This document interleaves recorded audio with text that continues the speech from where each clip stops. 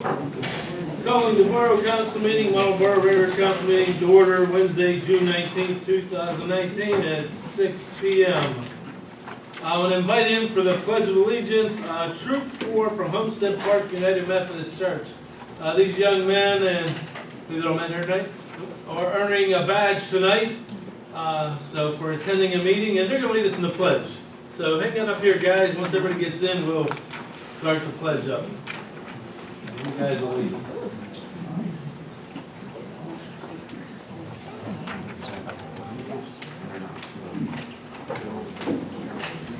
Please all rise to the Pledge of Allegiance. Troop 4, will you lead us in the pledge? I pledge allegiance to the flag of the United States of America and to the republic for which it stands, one nation, under God, indivisible, with liberty and justice for all. Thank you, Troop 4. And they're going to hang out here a little bit. They need a little bit of time requirement for the meeting to earn their badge. So we're going to kind of hang out behind the council here.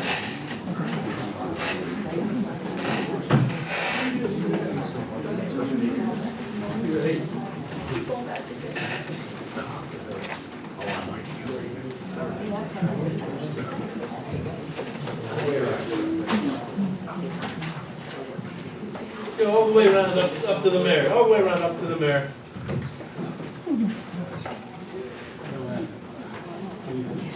Be spaced out a little bit. Okay. Preliminary announcements. Seeing no preliminary announcements, Mayor Brennan, you have a presentation? I do have a presentation.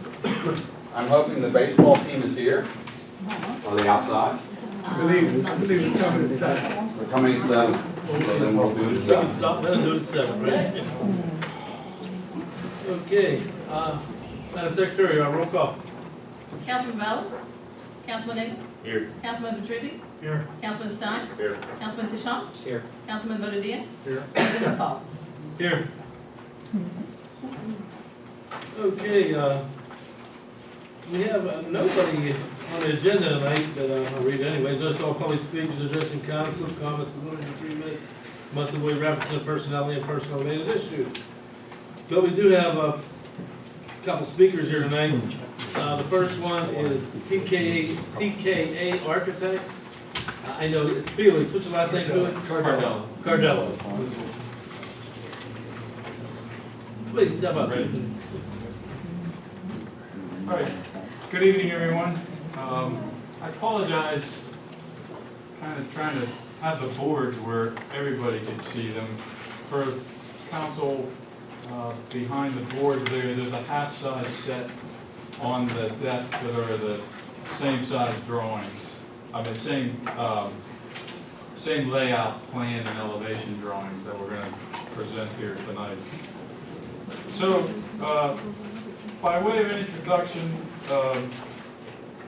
I'm the president of TKA Architects, and we were invited to evaluate for the borough the existing building for reuse that's just right next door, the former Willis Center. So we took a couple of months to thoroughly provide a schematic design report, which we presented for approval before we proceeded. And what I want to share with you tonight are the results of that investigation and analysis, and a proposal for how that building could be reused as a new administrative center for the borough of Munhall. So the existing building is a 3-story building with basement, and it was, as I mentioned, a nursing center. We'd be using it as for commercial offices and council chambers. The building is approximately 46,000 square feet, and The upper three levels are just about 13,000 square feet, and the bottom floor is about 8,000 square feet with a covered parking area all along one edge facing Westfield. So we looked at the building and performed several tasks to gather our data to begin the analysis. And what we did is we went through and had several meetings, both in the borough offices and on-site, several walkthroughs. Met in particular 4 or 5 times with the police department, which is a major group in terms of the occupancy in the building, in terms of the space needs of the department. We gathered all that information. We did some comparative work in terms of previous facilities we had done for police and corrective programs, and we visited with the Munhall department. We visited the West Mifflin Police Department to view their newer facilities that they renovated and moved into recently, in terms of a comparable, although size was taken into account. It's a larger community, larger department, but just the types of spaces that they had and how they were done and how they were handled. In addition to that, we toured the building with several contractor, engineers, and those involved such things as, we brought 2 elevator companies into the building to look at the existing elevators, and we've included that in the report and their recommendations. And basically we would be refitting out the existing cabs. So we'd be just completely installing new equipment within the shaft and new cabs, but utilizing the structure for those.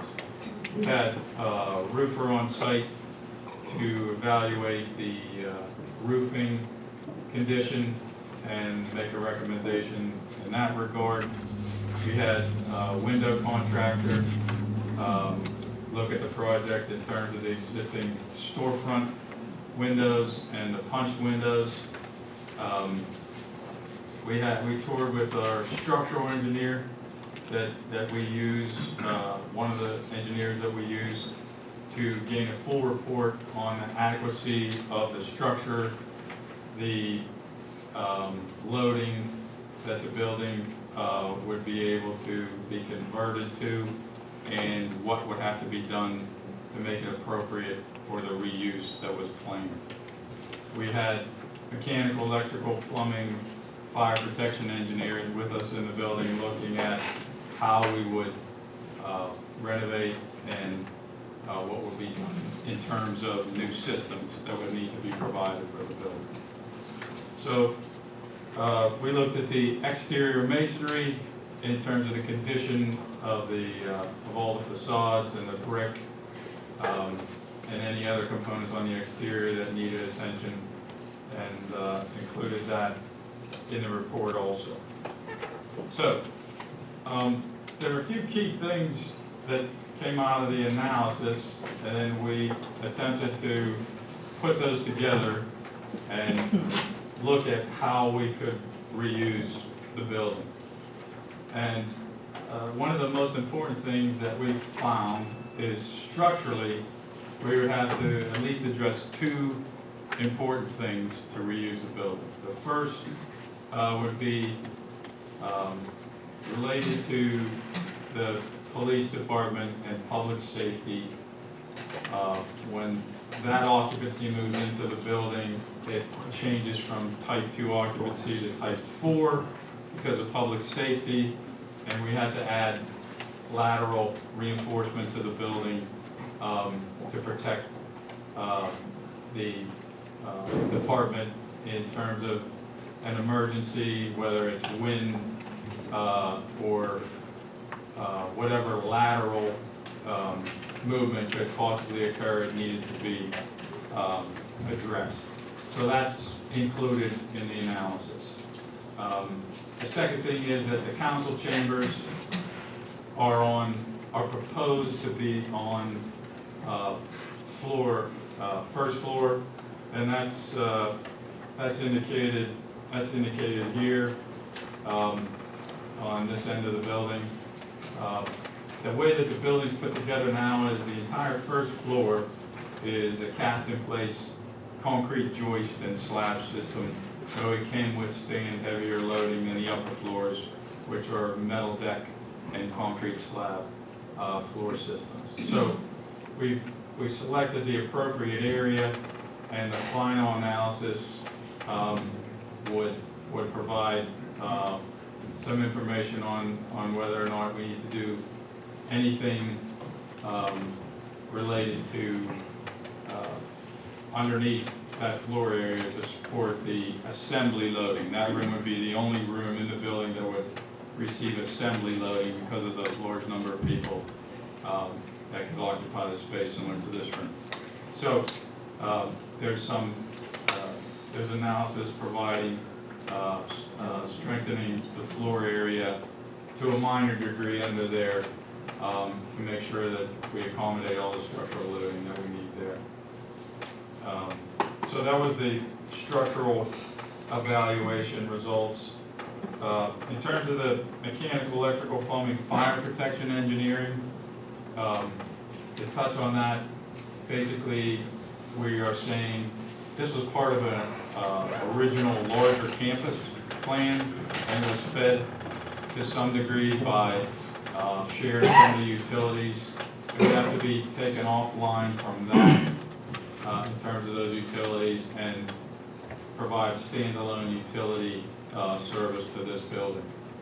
We are, however, maintaining the existing electrical equipment and would need to enhance that, but we would maintain the main service that comes into the building now, and the main risers that go up through the building would be reused, but the entire distribution inside the building and the power and lighting would all be new.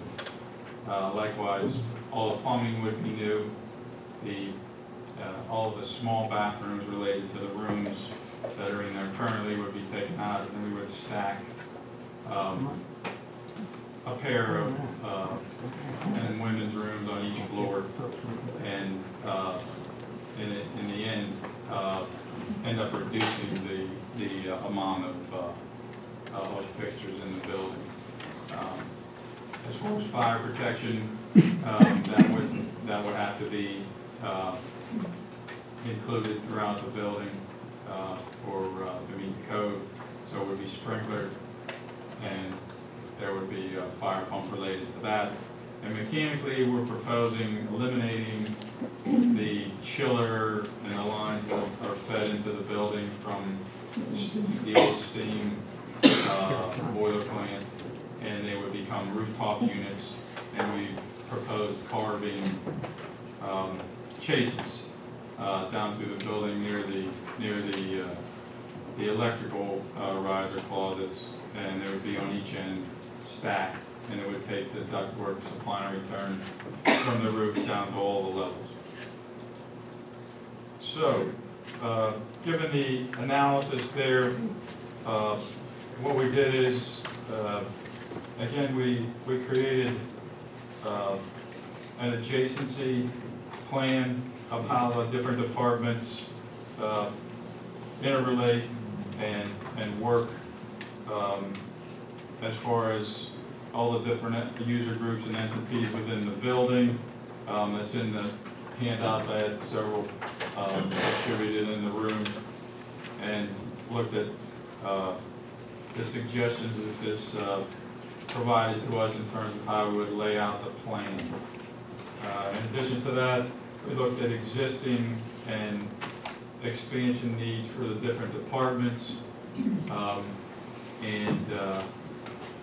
The program was developed for each department, and then we took that and tried to fit it into the existing building shell. And I'll explain a little bit on the plans here then how that fits together. And that's what this chart, that's what this program chart represents. In addition, the police became a very important component in the whole analysis. They're utilizing approximately 12,000 square feet of the entire. We have 8,000 on the first floor, on the basement floor that the police are utilizing, and then we have another 5,000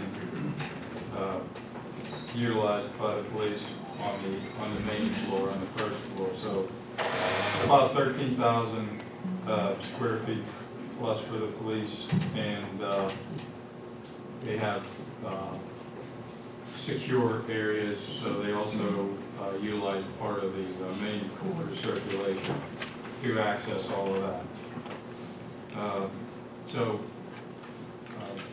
That's the summary here related to the police department. And the next thing we did is we looked at each floor and created from the program then just a pie chart to see relationships, and you can see how that works in terms of the basement level. Blue is the police, and basically they're using the entire lower level for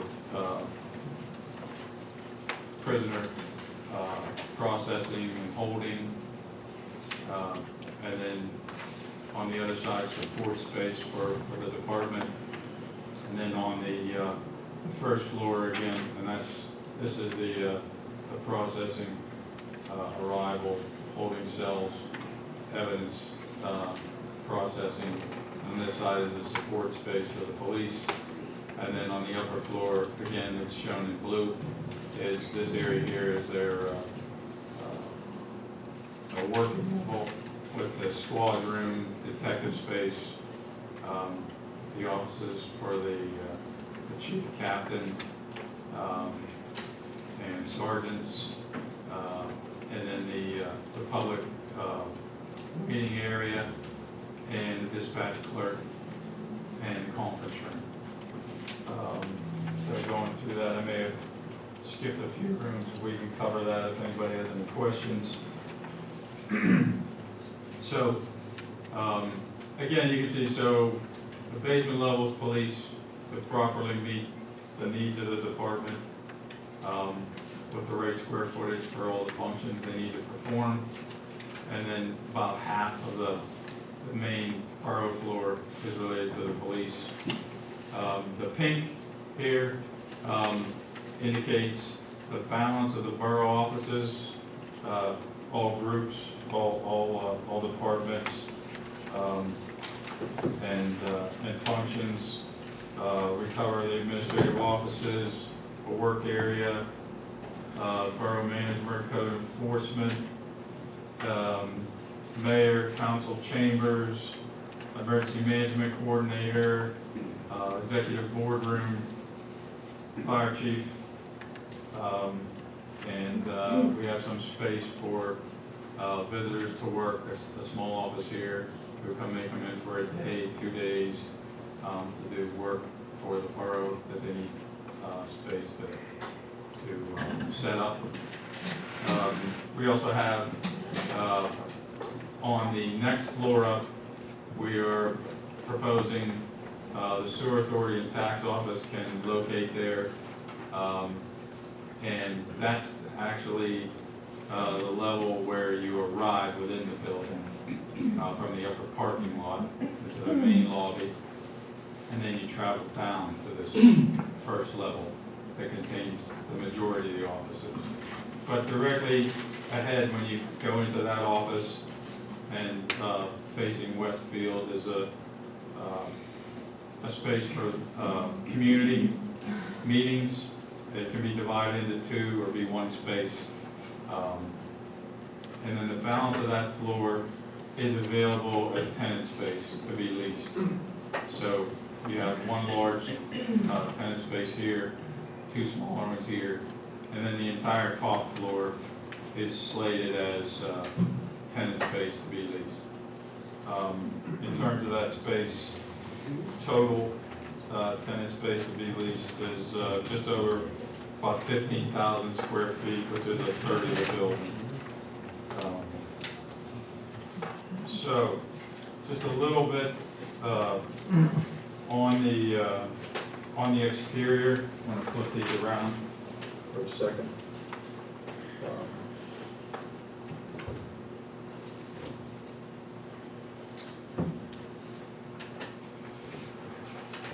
So what we're proposing is just cleaning up the masonry. It's actually in good shape. There's just a few cracks that need repair that were not repaired properly with mortar. Not much on the exterior except for the elevator penthouse that's there now. It needs repointed, which means the mortar has to be cleaned back and then just re-mortared. And then the coping, the stone coping is actually in very good shape. And again, the joints just need to be routed out and sealed with a flexible material. And then the stone coping would remain in place and the roof would be repaired inside that. And we would flash down over the new roof. The roof needs completely replaced. It's been there forever. And I couldn't even guess at the age, but we would recommend a complete tear off and a new membrane roof put on. So we're also proposing that the punch windows be replaced in total, and that the storefront glass at the main lobby is single pane and be replaced with double pane glass and a new entry door. Related to the police, we have the opportunity to provide a sally port, a true sally port where they can arrive with prisoners, suspects, pull inside and have complete control without exposing either the public or the workers to any issues related to that. So we have an overhang in the back, and we're going to propose utilizing 2 bays of that to just enclose with walls, so that we could have, in effect, it's a garage area that's secure, and they can pull inside and then move directly into that processing area. And that would be here, shown here, and then here on the back facing Westfield. 2 bays would be enclosed.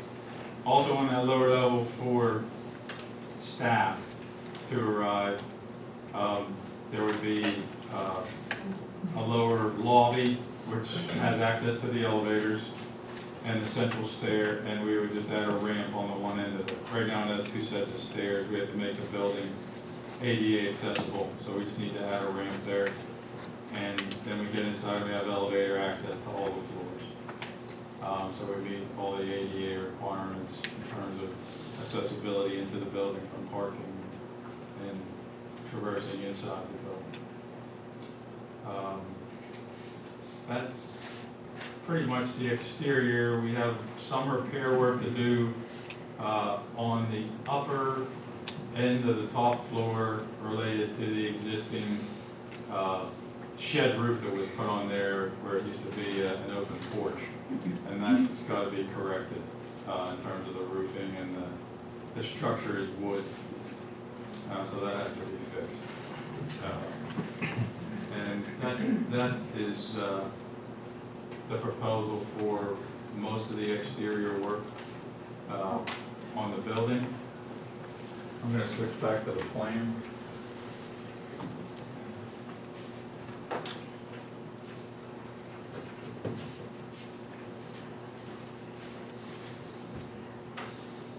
So, just to be clear, I simplified the major colors we're presenting here, as I described them, compared to what we had in the program, because it would have been too hard to show all those different colors that are on the program. So we're showing police in blue, circulation is yellow, that's public space. The balance of the borough offices are in the pink, and orange is the leasable space on the upper 2 floors, but I'm also showing here in orange the executive boardroom, the council chambers, and related support space for that. The last just detail item that we thought about and talked about is for reasons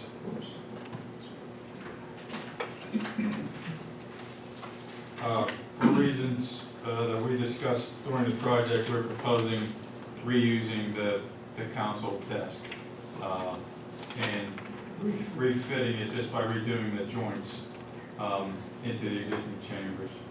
So we could proposing to take that to the new facility. I think that covers most of what I wanted to start with. And I guess it's Chairman. Yes, sir. Any questions? Yeah, you say wish list, the firing range. There's not enough room in the basement area for a firing range? There's not enough room in terms of the program that we put together inside the building. We talked about the possibility of potentially just keeping it for pistol range only. And if we did that, we could, depending on how the parking analysis and provisions go, we could utilize part of the area under the overhang and try to install pistol range. But looking at the criteria that are required and the issues that you have with cleaning up periodically, what you have to do with the lead, etc., we thought it was probably not recommended to include it inside the facility. And there was a mention that we had talked about with the police that they have access to a range that they use now, that they could continue to do that. So we decided to this point anyway that we're not providing the facility, but I left it in there because of, I left it in there as a point of the schematic report because we had discussed it. Question? So in looking at and reviewing your plans when we met a week or two ago. Yes. I was surprised that the mayor's office is the direct, in the first thing you walk down off the elevator there, you'll see the mayor's office. Yeah, Where I it's thought, there now. I Yeah. thought the administrative office should be right there. That's gonna be the focal point of the room. And my next question was, is it gonna be an open door where you walk in? Are they gonna be behind glass? Are they gonna be open to public scrutiny there? Will there be bulletproof glass? I think for the police portion, I think you have in place bulletproof glass, but it wasn't talked about the actual administrative office, how you'll gain access. Will it be a door? Will they not have any access? Will you answer through a glass window? Maybe you could elaborate on that. Yes, in terms of, first, for the police, we do have a check-in point here off of the lobby that they would have to be let into the public waiting room. And then this interior door would also be locked. So they wouldn't be allowed to go in to meet anyone inside the department unless someone comes out, escorts them in. Say they're going to attend something in the conference room or they're actually going to someone's office, they would come out, greet them here, and take them back if that's necessary. This door here that's in the corridor that goes into the police department, it's not able to be utilized other than emergency exit out of the space for the police. So they could not, no one could gain entrance here into the police wing. Currently, we do have the mayor's office here directly in, once you arrive down at this level. Keep in mind, again, you come into the building from upper parking on level 2, and then circulate down elevators or monumental stair here, the central stair, to this lobby level. So we did have it currently set up with, yes, mayor, administrative offices, manager, chief, code enforcement, and then the council chambers at the end. The main reason the council chambers is at the end, even though this whole floor is constructed the same way with the concrete joist system that can take additional loading than the upper floors, the assembly has another exit here that goes directly out to grade. So you can enter and exit this space more quickly with 45 to 50, 60 people in here potentially at a time. So for safety and exiting, it made the most sense here. It also just laid out with the least amount of structure within the space, 2 columns in the interior, the balance of the room is open. But if there's additional study to be done in terms of how the order of what you want to occur on the interior on that level, we can move things around to accommodate that, and that would be part of just developing the design that we've created at the schematic level here. So if there's additional need for a control door point here before you actually go in to the office, that can be done. We put the emergency management coordinator out here because this office space is available. If there's some other role for a person to be here that monitors that lobby area, that could be looked at. So with all the information that we had so far, this seemed to be the best fit, but not to say it's 100% locked in if we would gain further comments and review, we could adjust. Excuse me, Scott, wasn't that the only reason, the biggest reason was just to put it right next to the police department, correct? Yes. The mayor's office. Yeah, that adjacency was also something that we definitely looked at, that's right. Yeah, just, I forgot about that. I didn't hear you mention anything but the fire chief's office. Is there a, Yes, there's a fire chief office here. no, I just didn't hear you mention anything about it. We're just saying that that's key as one of the departments administratively that has to be here, and although we don't have any, I guess, support space related to that here, other than the chief's office, that's what we've included, and it's comparable in location and size type of office in terms of the other management level offices that are provided. In the fire chief's office, we have, a lot of times, there's the fire chief plus 2 assistants in there. So there's actually would be like 3 desks in there. I think, right, Rich? You're the fire. I think, Two workspaces. two would be sufficient. 2 workspaces would be sufficient. We would have sufficient space for that without a problem. Right now, without having the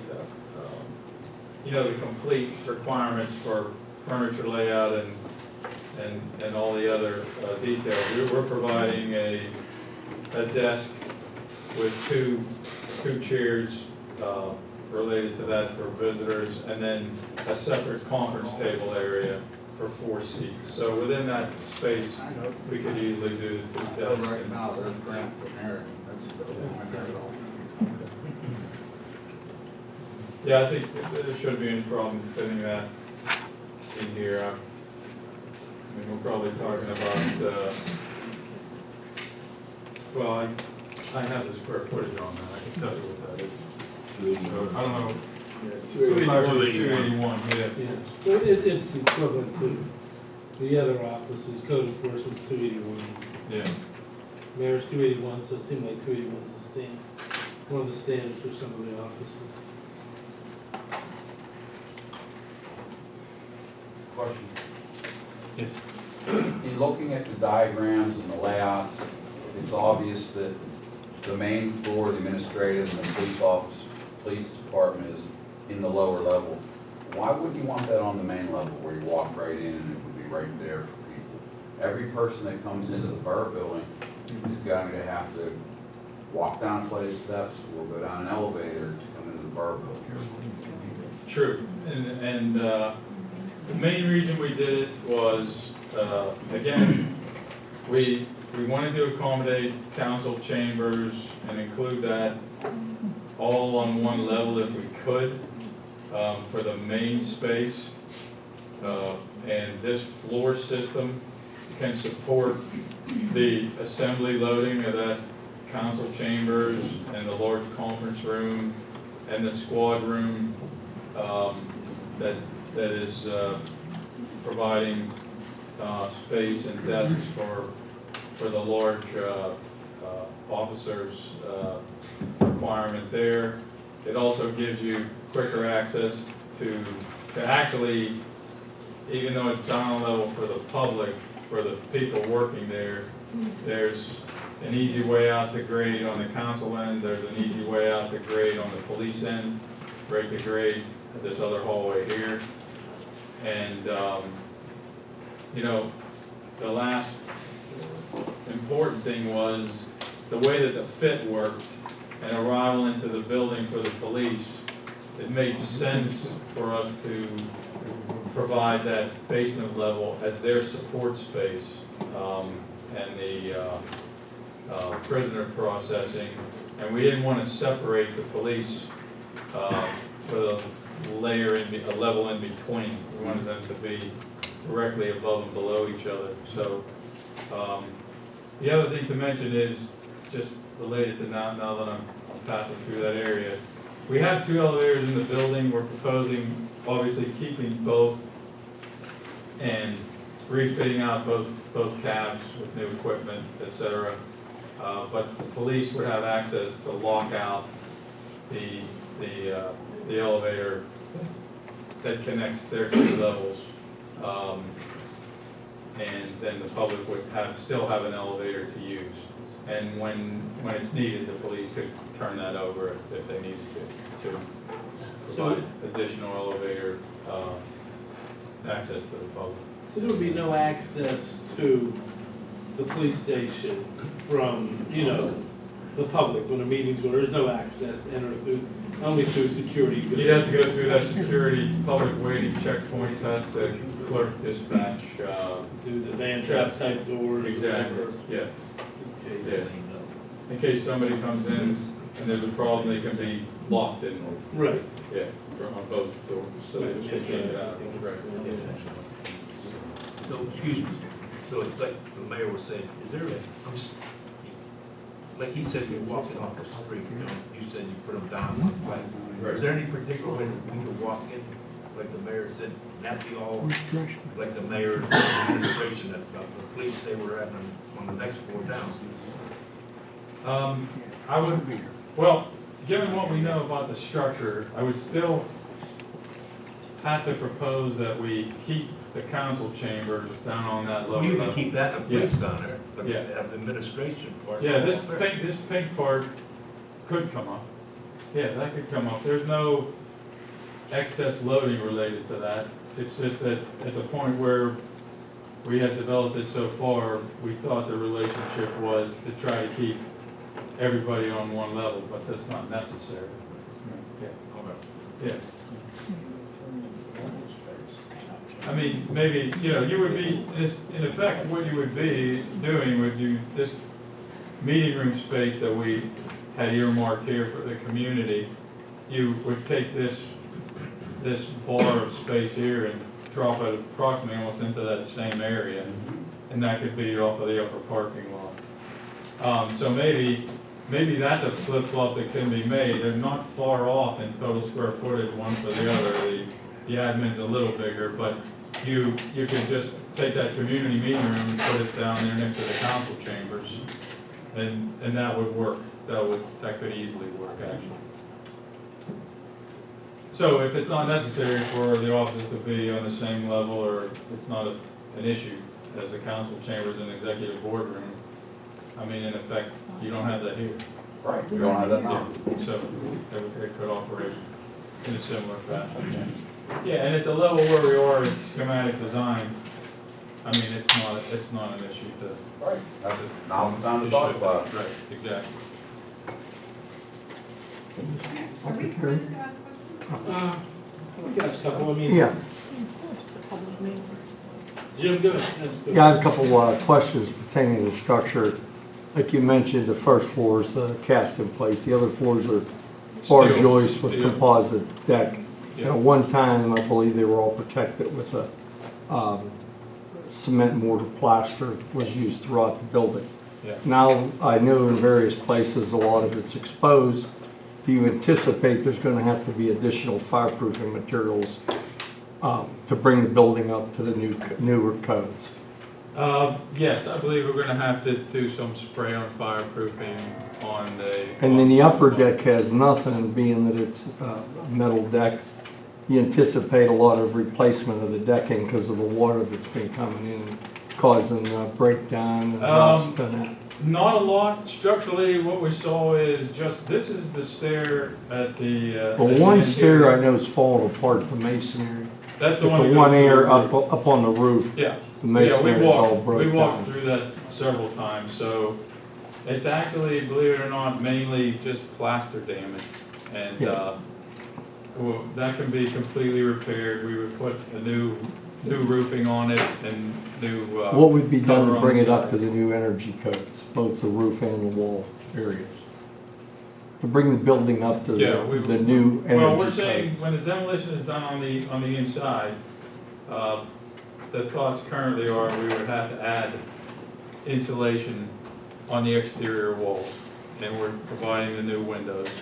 And the roof would actually provide a majority of the energy upgrades, because we can add any amount of insulation we need there. It's a pretty high parapet, Yeah. masonry parapet. Yeah, I just had one more question in reference to Rich, is that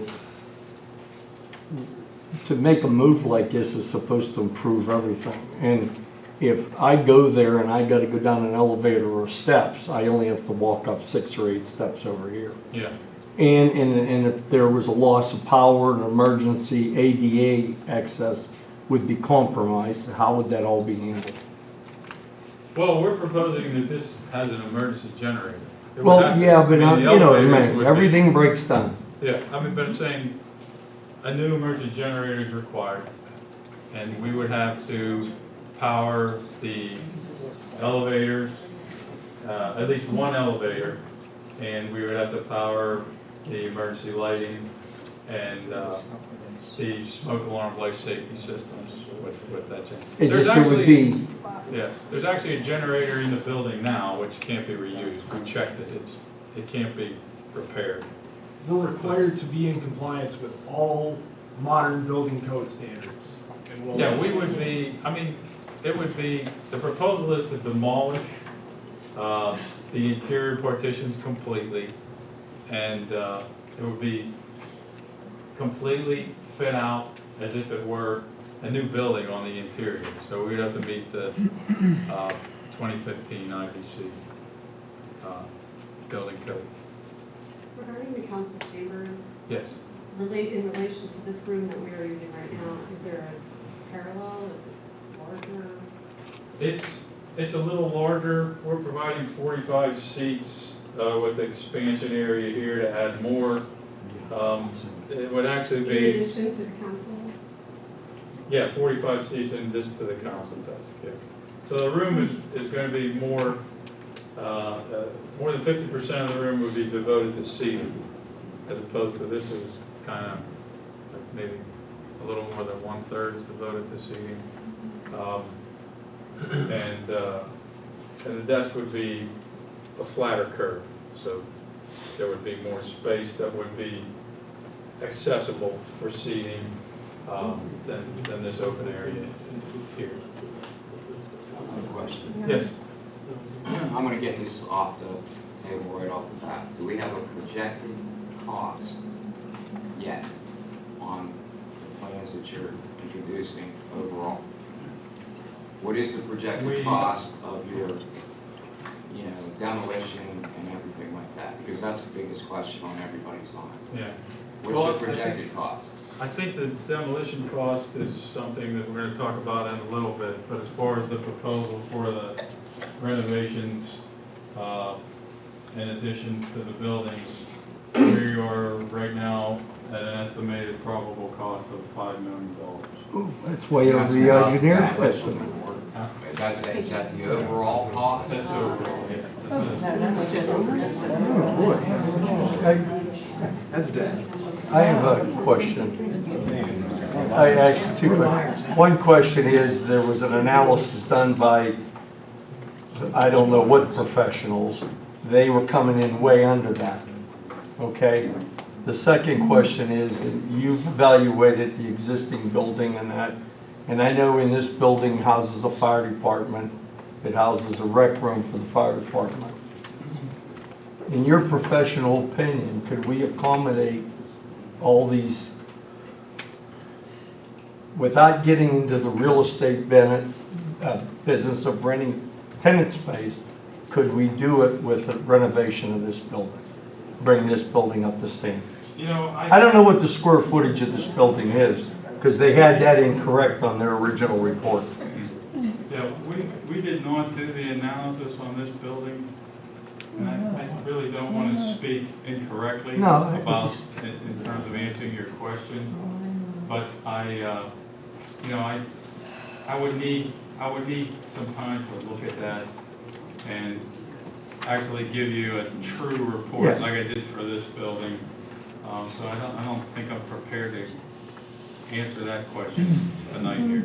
Sir, you seem to know what you're talking about. I A little assume- bit. Yeah. Yeah. So, do you think all your knowledge of the energy code, building code, all that stuff that you just brought up, do you think there would be substantial costs to make, There is that substantial. building, Okay. to make this building that we're in be compliant with those Let's go codes? back to the original reports. You had a group of people come in this building, they did an extensive evaluation. It wasn't They this talked- extensive. Can I finish First it, of all, please? go Can ahead. I finish it? Go ahead. They interviewed the police department people, they interviewed everybody but the taxpayers, okay? Then you as an individual, when I asked the question, who evaluated Willis Center, you said you did. And I I said, use square foot cost to provide budgetary numbers to my client. it's all books, okay? We're down to the nitty gritty now, okay? So, Sir, I'm a from professional engineer. I'm not a professional engineer. I'm not gonna sit here and argue with We you, can't have an okay? argument for presentations tonight. I would like to finish my question, okay? I'm a taxpayer Everybody here. works for us. Yeah, you That's- work for that's- us. Why would you Here- antagonize somebody on the floor? Yeah. He needs taught a lesson of respect.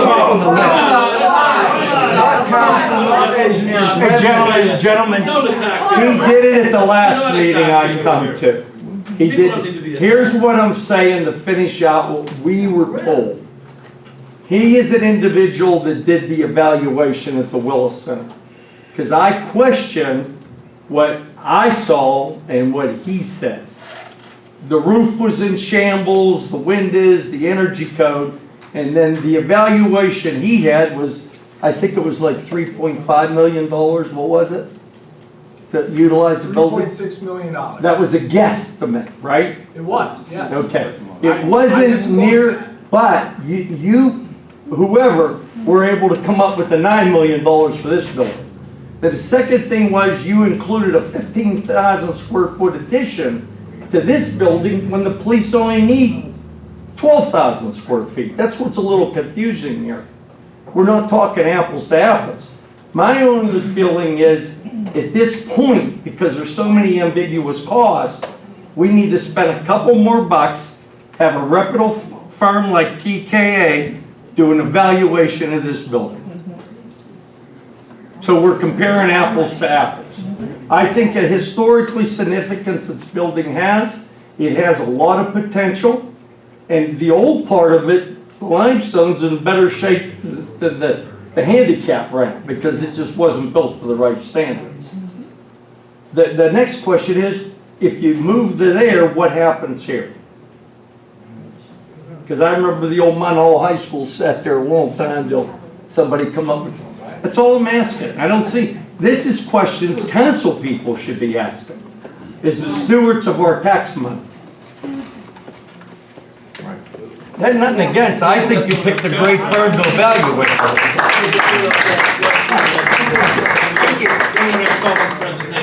He wants to fight with me. I just want to clarify something on the cost that I was asked about, just to be clear.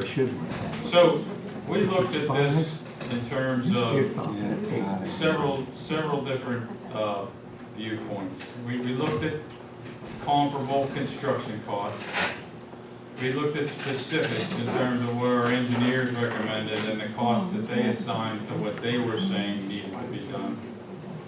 And then we did some individual areas where we looked at, we're actually able to get pricing from the elevator contractor who visited the building. It gave us some close numbers on what he thought, the elevator retrofit would be. So the bottom line in the report is a subtotal. This is an estimate of probable construction costs, okay? Did not include the demolition abatement costs. So the subtotal was $3,819,995. And we thought it was prudent to include, above and beyond the hard construction costs, the other numbers that are associated with that.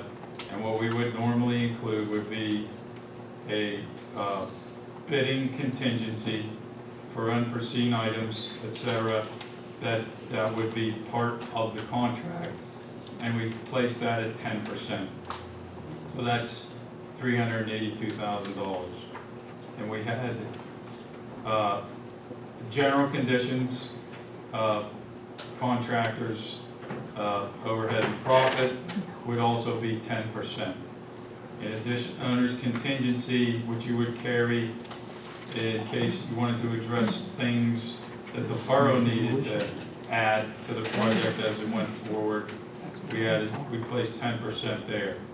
So that's how you get to just under $5 million. It's $3,819,995 plus $382,000 bidding contingency, $382,000 general conditions, $382,000 owner's contingency. So that puts you at $4,966,000 basically. And that's how we arrived at the costs, and we broke it down into the various work categories: site work allowance, foundations, substructure that would just be for the Sally Port for the police, superstructure additions and repairs, superstructure framing for the new mechanical shaft openings, superstructure lateral load modifications for the occupancy for police, exterior closure where we had to fix that stair we talked about and the upper part of the porch, new roofing, interior construction, conveyances being the elevators, mechanical, which would include plumbing, HVAC and plumbing are in the mechanical number, and electrical includes electrical, power and lighting, data, security. And those are the major categories we broke down as part of the schematic. Yeah, did it include I know the original agreement called for the borough building a parking lot in the old Waller property. Is that still part of the deal? Do we owe? As far as, No, I don't know what. well, the original proposal was they'll give us the building if we do this, this, and this.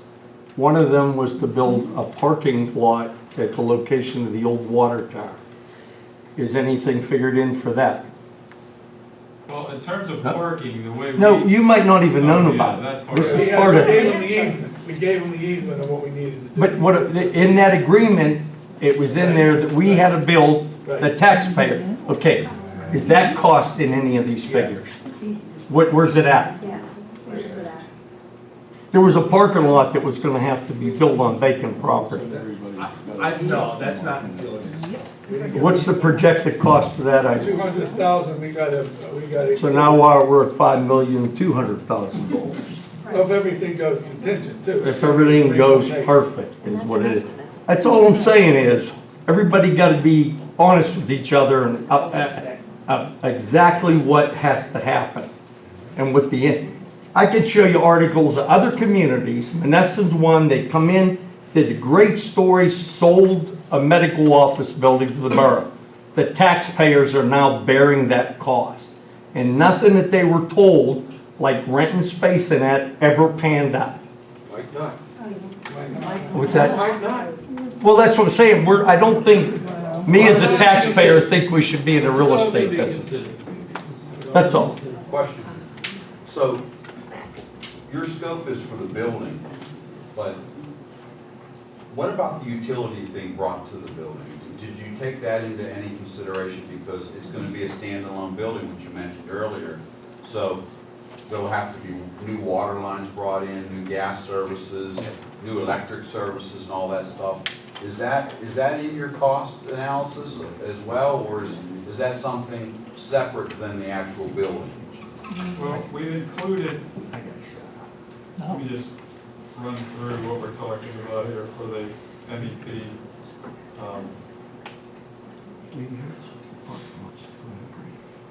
My street's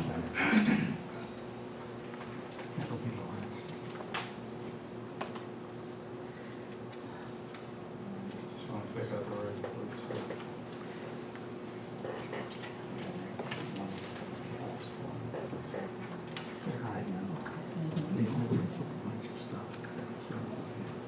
So we're proposing inspecting everything and reusing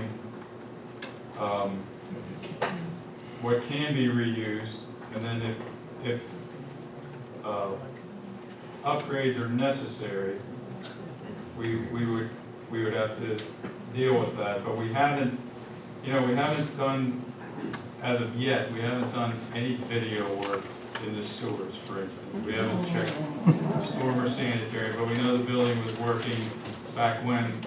I don't believe we're exceeding the previous EDUs with the fixed count now.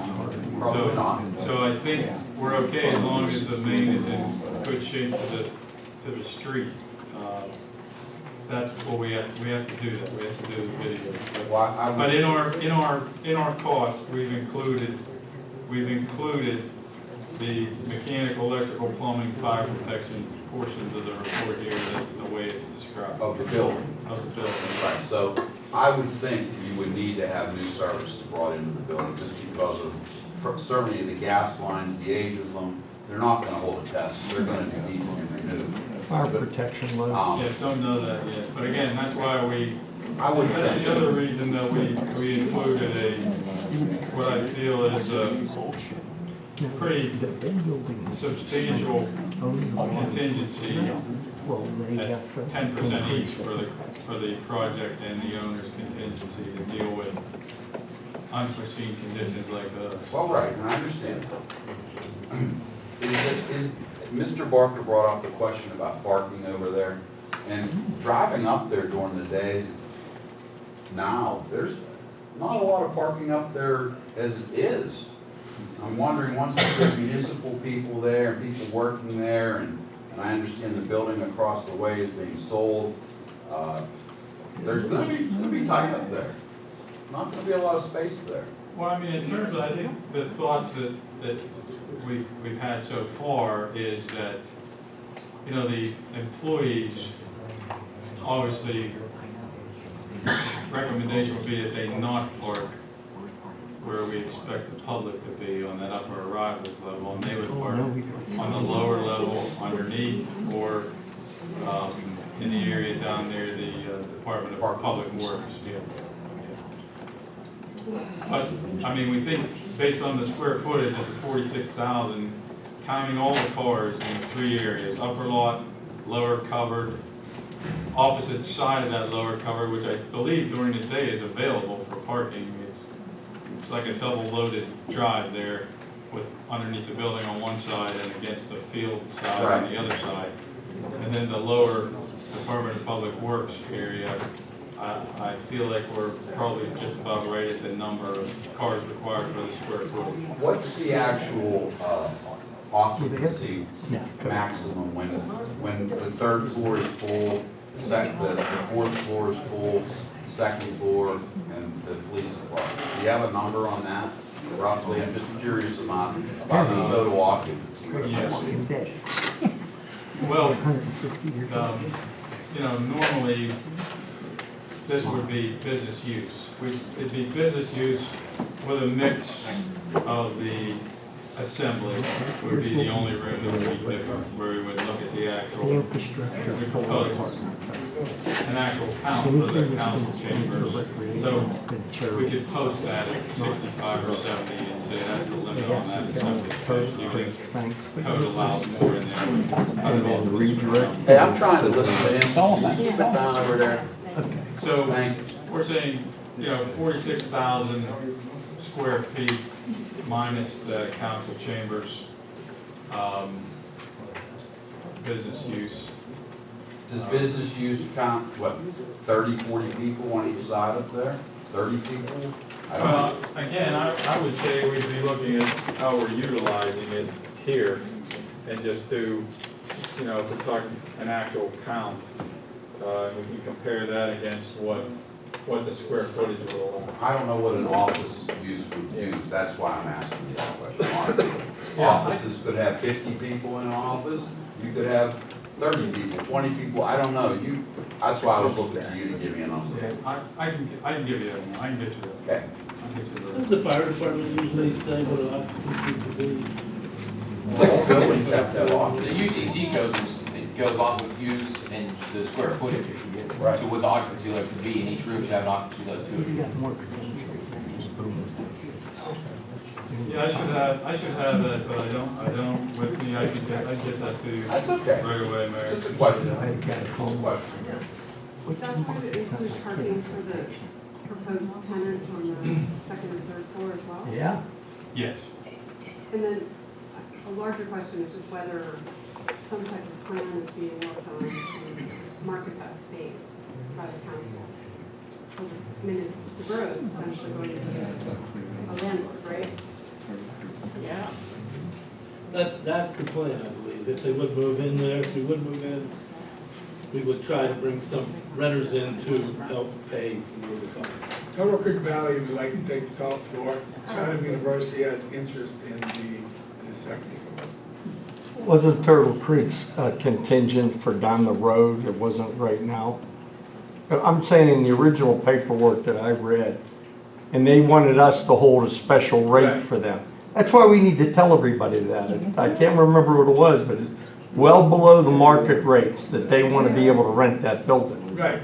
But we as taxpayers have to fully fit it out for life safety and everything. There's no, you know, that all has to be done in the whole building. The contract, Jim, I think it was up to 10 years. Yeah, what I'm saying is I don't know what the final was. Yeah.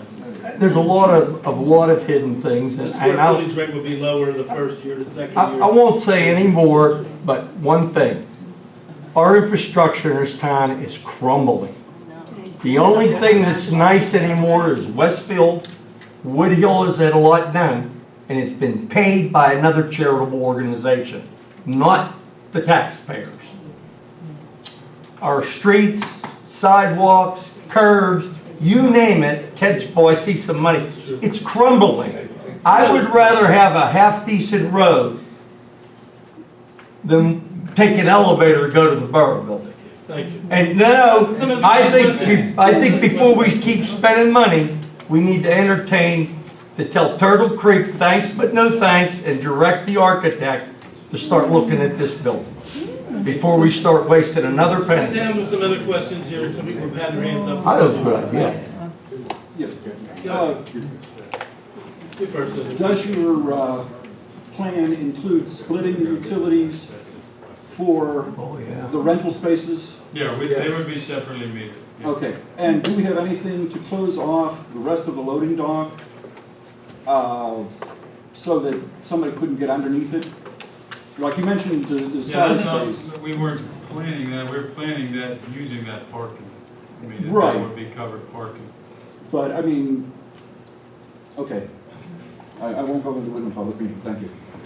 I missed about the first 10 to 15 minutes. The current borough building houses a fire station, which I believe a few years ago, 2 stations consolidated into 1. Are they included in this plan? Not The- the, the not current the plan. station, no, just the fire chief. So the fire administrative station area. itself for Munhall Central is not included? No. No. At this time, the fire station would stay here until there was unless there was another plan to move them somewhere else. So they're gonna stay housed here, we'll still pay the utilities on this building for the fire station to be housed? Yeah. And that mean now the fire station would stay. Quite frankly, that just doesn't sound normal. That's not wrong. That's not normal. The only other thing I wanted to say about parking is Dave's here from the code enforcement, correct me if I'm wrong, Dave, but I think your requirement is, I want to say for the commercial business usage, 400 square feet each car. So at that count, Mayor, the 46,000 square foot building would lead you to 150 cars total required, including the penalty. That's a lot. Thank you. It would only be just heating the fire hall, that would be it if we would have the fire hall. Just heating the fire hall. They don't have lights. So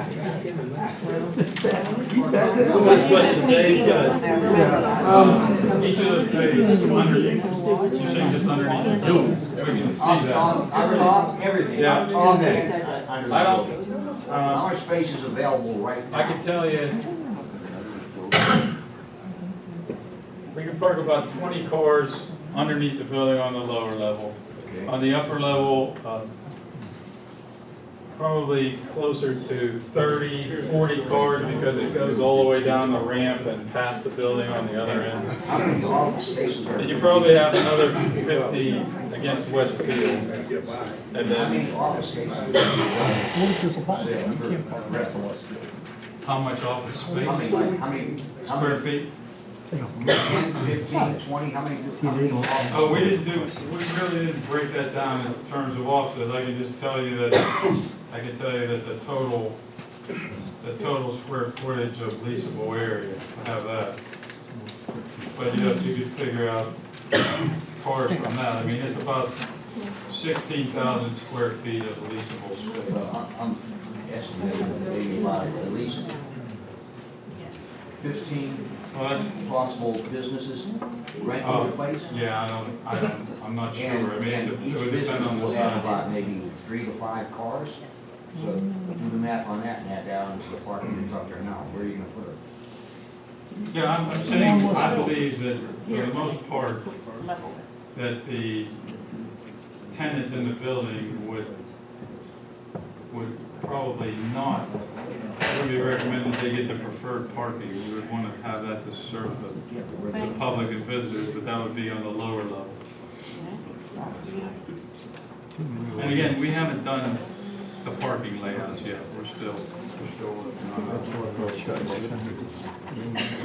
Okay, I'll let you speak now, since I was called on before. I was called on before. We'll let yours and hers go, and then we'll move on a little So, bit. after coming to these meetings for a year and filming them and seeing all the interaction and everything, I would say that it's blatantly obvious that the public and the taxpayers do not want to go through with this decision. And I just don't understand how council could not have any floor plans for this building and not listen to the people and take what we're saying.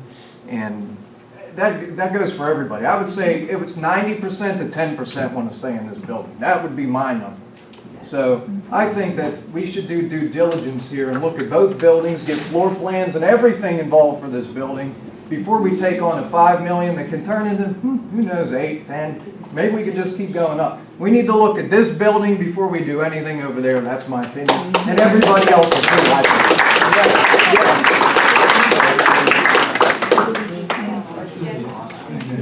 And this is probably more for the borough than for you.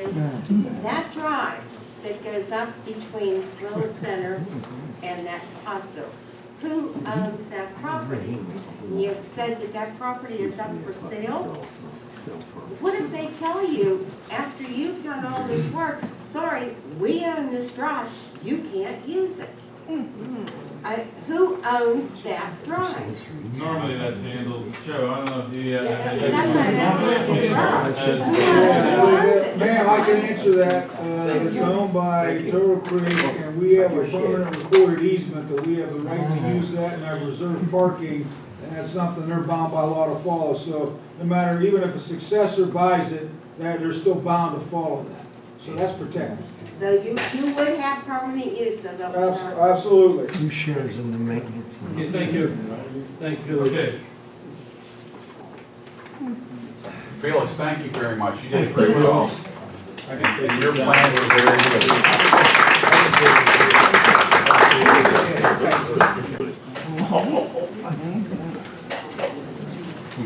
You wanna, Mayor, you wanna do the baseball team? I would love to do the baseball. Why don't we go with the Go get baseball it. team now, a little like That'd be later? great. Let's have a good word later.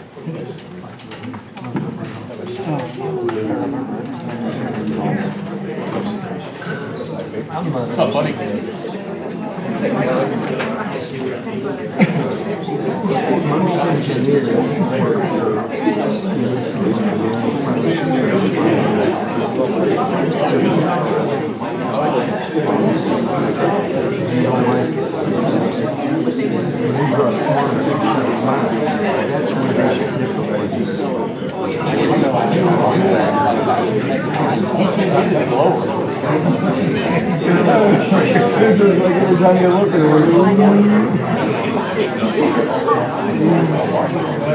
There's no way they can justify it. I don't know anything about this stuff,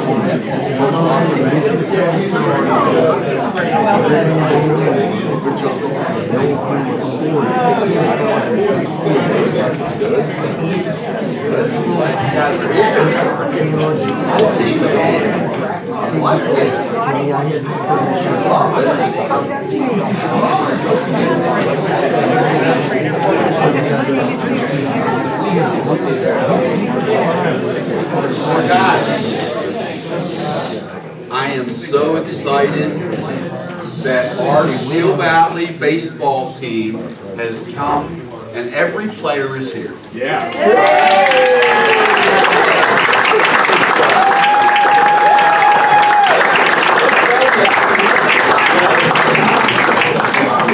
Except for one. Guys, you had a great year. I've coached so many of you guys growing up as young guys.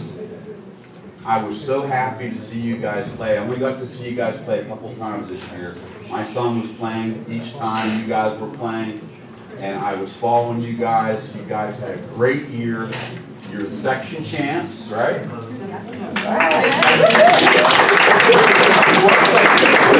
What were you? Second. Came in second? For second. So what did you do after section? You won the Whitfield, that's what it was. Whitfield champ!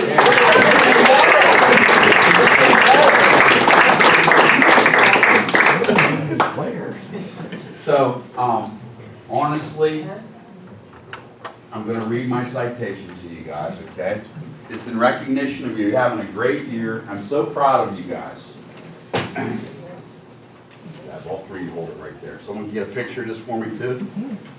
So Munhall Borough recognizes, whereas the 2019 Steel Valley Ironman baseball team, under the leadership of Patrick Lochran and his coaching staff, wins the WPIAL Class 3A Championship playoffs this season. And whereas the Steel Valley Ironmen have brought honor and notoriety to our Steel Valley with pride and determination, distinguishing themselves.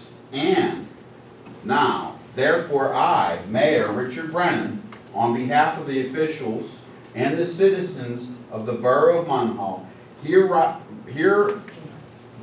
recognize and congratulate Patrick Lochran, the team, the coaches, the officials of the Steel Valley Ironman baseball team on their successful season and direct a copy of this recognition be presented to them during the official meeting of Munhall Borough on June 19th, 2019, in recognition of their success and accomplishments this past season. So I'm gonna name you all, okay? When I name you up, please come up and give yourself a, take your hat, give it. Oh, you don't have a hat. Alex Casper, not here. Trevon Harris.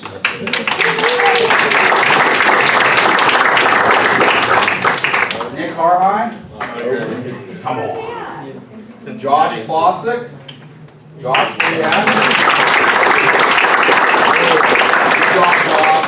Frank Guzzi. Noah Donis.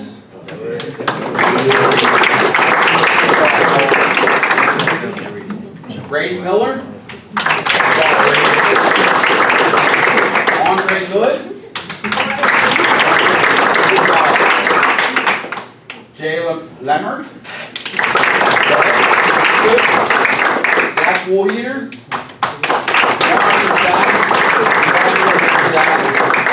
Mason Haley. I see him. Connor Viet. Connor.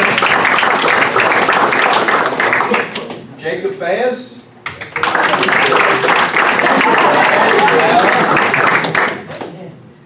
Aiden Verhola. Joey Kraft's not here. Devin Morrison. He's not here. Aiden Good. Where you at, Aiden? I'm so proud of you guys. Head coach Patrick Langen. Assistant coach Matt Simpson. Shane Mitrick. Athletic trainer Anthony Rotella. And athletic director Sean McAllister. Thank you all very much.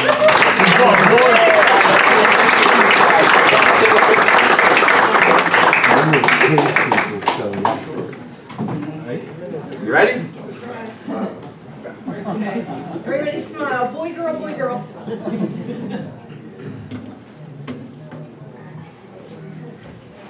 Thank you guys. Good job, boys.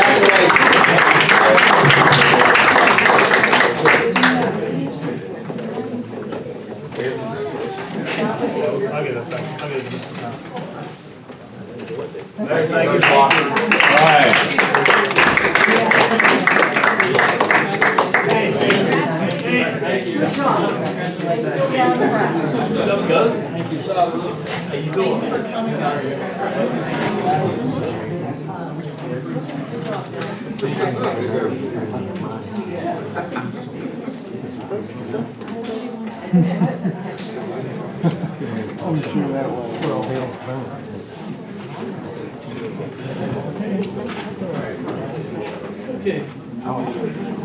Reports of borough officials, Mayor. Okay. Are we not going to go to the engineer report? Yeah. He has it there, I figured we'd do it where we have it at. Okay. Because he's on there anyways. We'll do it now. He's on ahead of me, but I can go first. Yeah. It's my problem, I'm gonna go you first. All right, very good. I'm gonna go with you. So it's been quite busy here this summer, starting out, although the summer doesn't start till Friday. The cemetery, I'd like to say, we've been making some progress at the cemetery. We're working there diligently. We have people working in the cemetery. Special thanks goes out to Lowe's Home Improvements. They donated lawnmowers for the cemetery, and weed whackers, gas cans. I'm sure they'll help out with any other small items we might need. Subway's donated lunches for the guys. They've only had a couple lunch days there where it's been raining, so they can't really get a full day's work in there. But we're really getting things going there. We've got some of the old zero-turn mowers and the bigger mowers worked on. We got them started and running. Cleaning out the garage. The house has been cleaned out a lot. We're still waiting for our 501c3, is that the proper number of that for, from the Internal Revenue Service? It should be here any day. It's been 3 months since we sent the publication or heard from them. We should have it. So once that occurs, we can really start moving forward with other things that we can do. So we also have the Office of Vocational Rehabilitation. They have 8 high school children from our high school from Steel Valley. It's mixed from Homestead and Munhall. We've taken the opportunity and had them come in. They're going to work 32 hours a week. They're going to be paid through the county. They have supervisors being there. It's a great program. So we're using that. We're also using the county juvenile program through Allegheny County. They're coming on Saturdays and weekends. So we're going to have more and more volunteers working there. People are still volunteering there. I cut when I can. I've gotten a lot of the cleanup done there in the garage. So that is really coming on. We're really coming on. Once we get our program where we're tax accredited and we can start getting a bank account, I'm going to come back to council and ask you guys to volunteer some time and send a crew up there. All the towns I would like to see send a work crew up there and cut grass for a day. I think it would be wise, and I think it would be a big help for the cemetery. Thank you for your efforts. So, that being said, I'd like to thank Felix for his presentation from TKA. He did a very nice job. Very, very detailed. I looked at the plans. I would have liked to have looked at them closer. I would have liked to have changed a few things in it, but here we are. So, and I did mention to the floor plan, how we talked about that. I think that should be done if it ever transpires. I talked about a referendum, about getting a vote for a referendum to the general public, and I've talked to attorneys from the tax office. I've talked, not the tax office, the election office, Allegheny County attorneys, and I spoke to an attorney today, roughly around 4:30, 5 o'clock at the end of the day. I don't believe we can do a referendum. I don't think it can be done possibly, that you can only do a referendum certain ways, and I'm sure our solicitor knows these ins and outs of a referendum. And I can certainly talk to him later about it, but I don't think we can do a referendum vote in November, which I would like to see that done. That would make it the argument would be over. It would be up to the public to vote on it. My feeling is like you said, my feeling is the people don't want us to see us move out of this building. I think with a plan at this building, we could save this building and use it better. Albeit if we build a fire station somewhere in the back, if we build a police station somewhere, if we put an addition on to our borough building here for the police, if we move out of the fire hall on this side and build a fire hall, there's options here we need to look at. And I think it would be prudent for council to do that, to look at it both ways, rather than just one way over there and spend the money over there. I know we've probably spent $50,000 over there. I would think, I don't know where we're at right now, Joe, maybe you could enlighten us later when you tell us your report of what monies have been spent over there.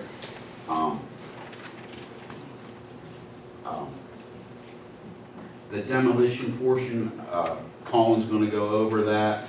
Trying to think if there's anyone else I wanted to thank. I didn't want to forget anyone else. Who's that?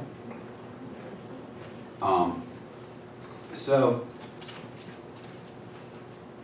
I think that's all I have to say about anything today.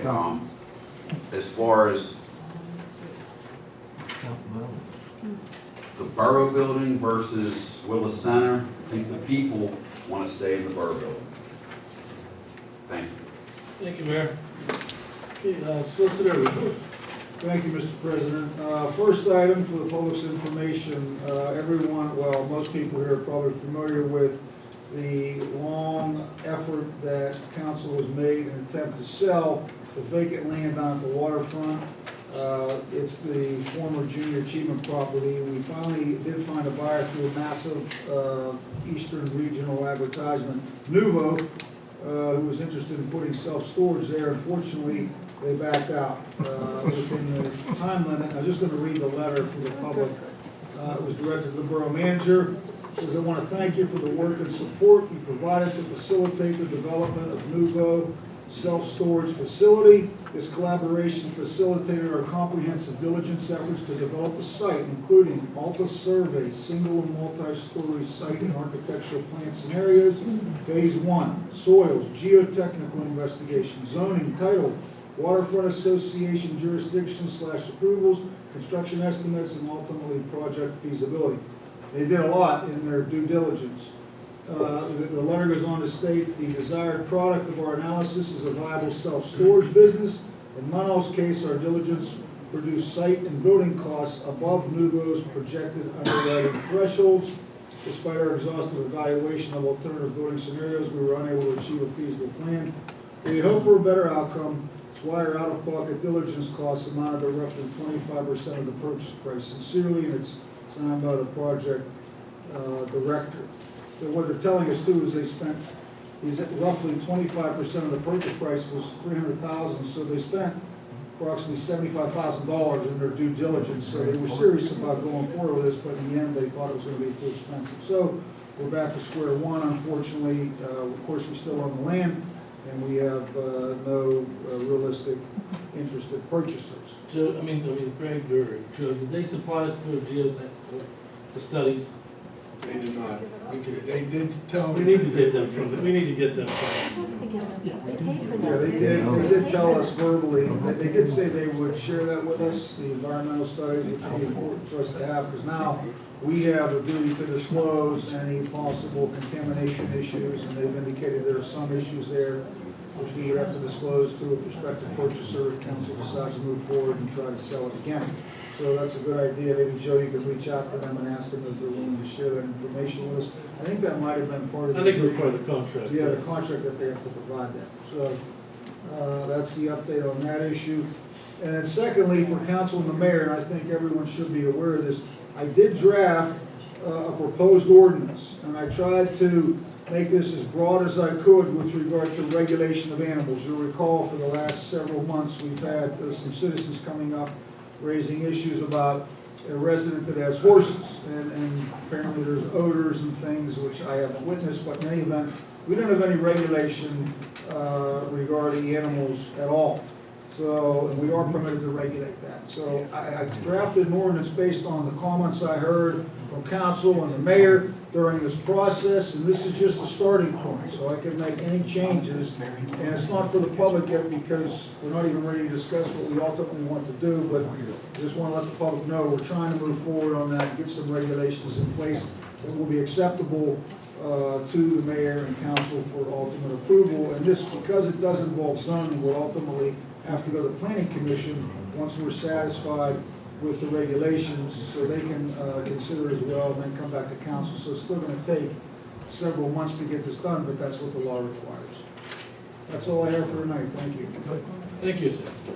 Report of the manager. Every year we put in through the Allegheny County the CD grants. We used to put them in for demo buildings, and then it got difficult. We did some of the paving, and that got more difficult. So we have a lot of bad catch basins. So we put we got grant money for the catch basin project. Last year we asked for 100,000. They gave us 40,000. Then they just came back last week and said, hey, not everyone took all the money they wanted. We're going to give you $7,000 more. Next day, I get a letter from them for the CD 45 grant for next year that they're going to give us 50,000 for. So we needed to re-scope the project for next year for 50,000. The police collective bargaining discussions will be starting. The committee is Rob Pulse, Richard Rodadian, Jason Stein, and myself, and their three are Sergeant Fuller, Sergeant Smoley, and Sergeant Cease. Becky and I will be, or I will be in touch with all council and the mayor to get a date of what's a good date to reschedule the 9th and 10th rezoning meeting, hearing. So I'll be in touch, we'll be in touch in the next day or so. Well, can I interrupt on that just Yeah. to understand, because is that really gonna be more of an informational discussion, or maybe, well, I guess you would call it, a hearing typically is what's required before council takes action on the ordinance, but I thought going forward, we want to explore other possible options besides the ordinance that was being considered. I was thinking that was a continuation of the hearing that we started and we had to halt.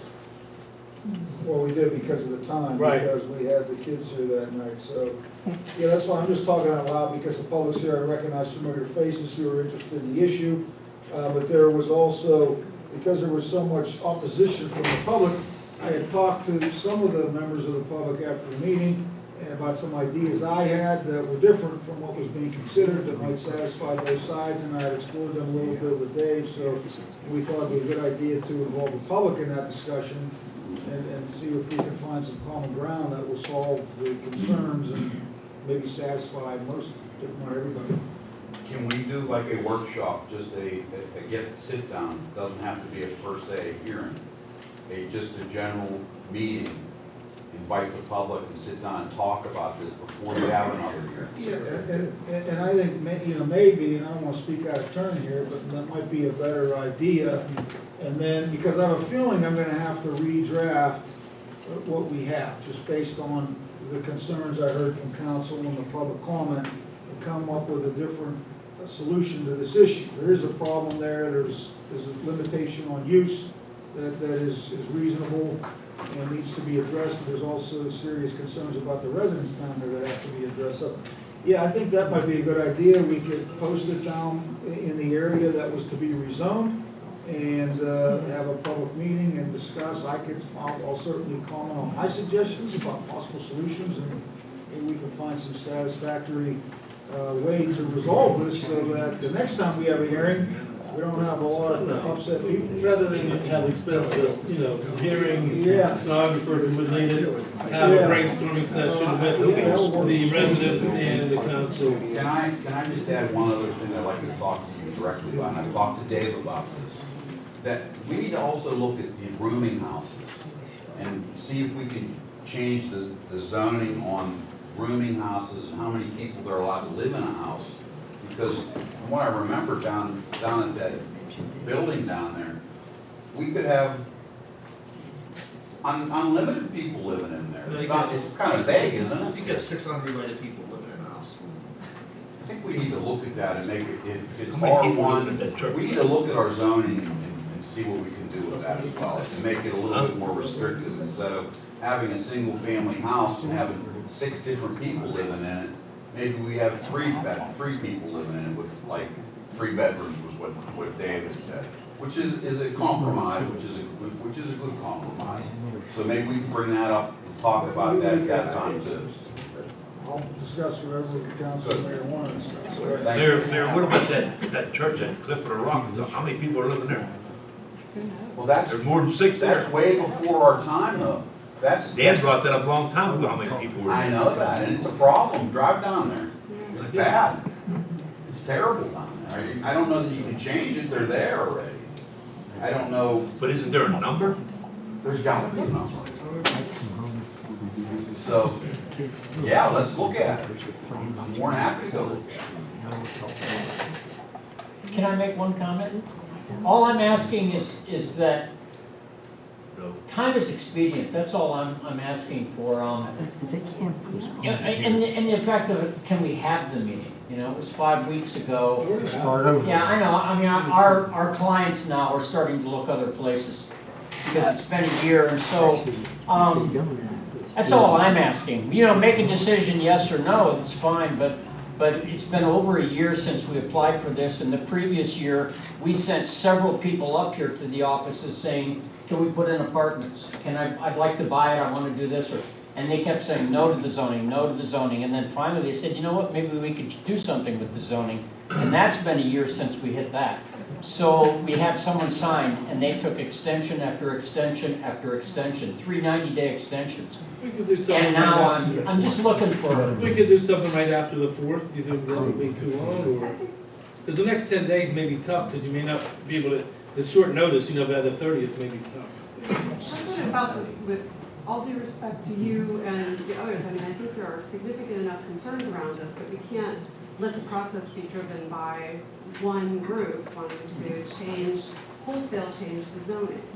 I appreciate that there's some things being done in our area to look at enterprise and business, but I don't, if they want an answer now, take a vote now, and I can tell you, you know, give us an opportunity to show up and let you know we don't vote.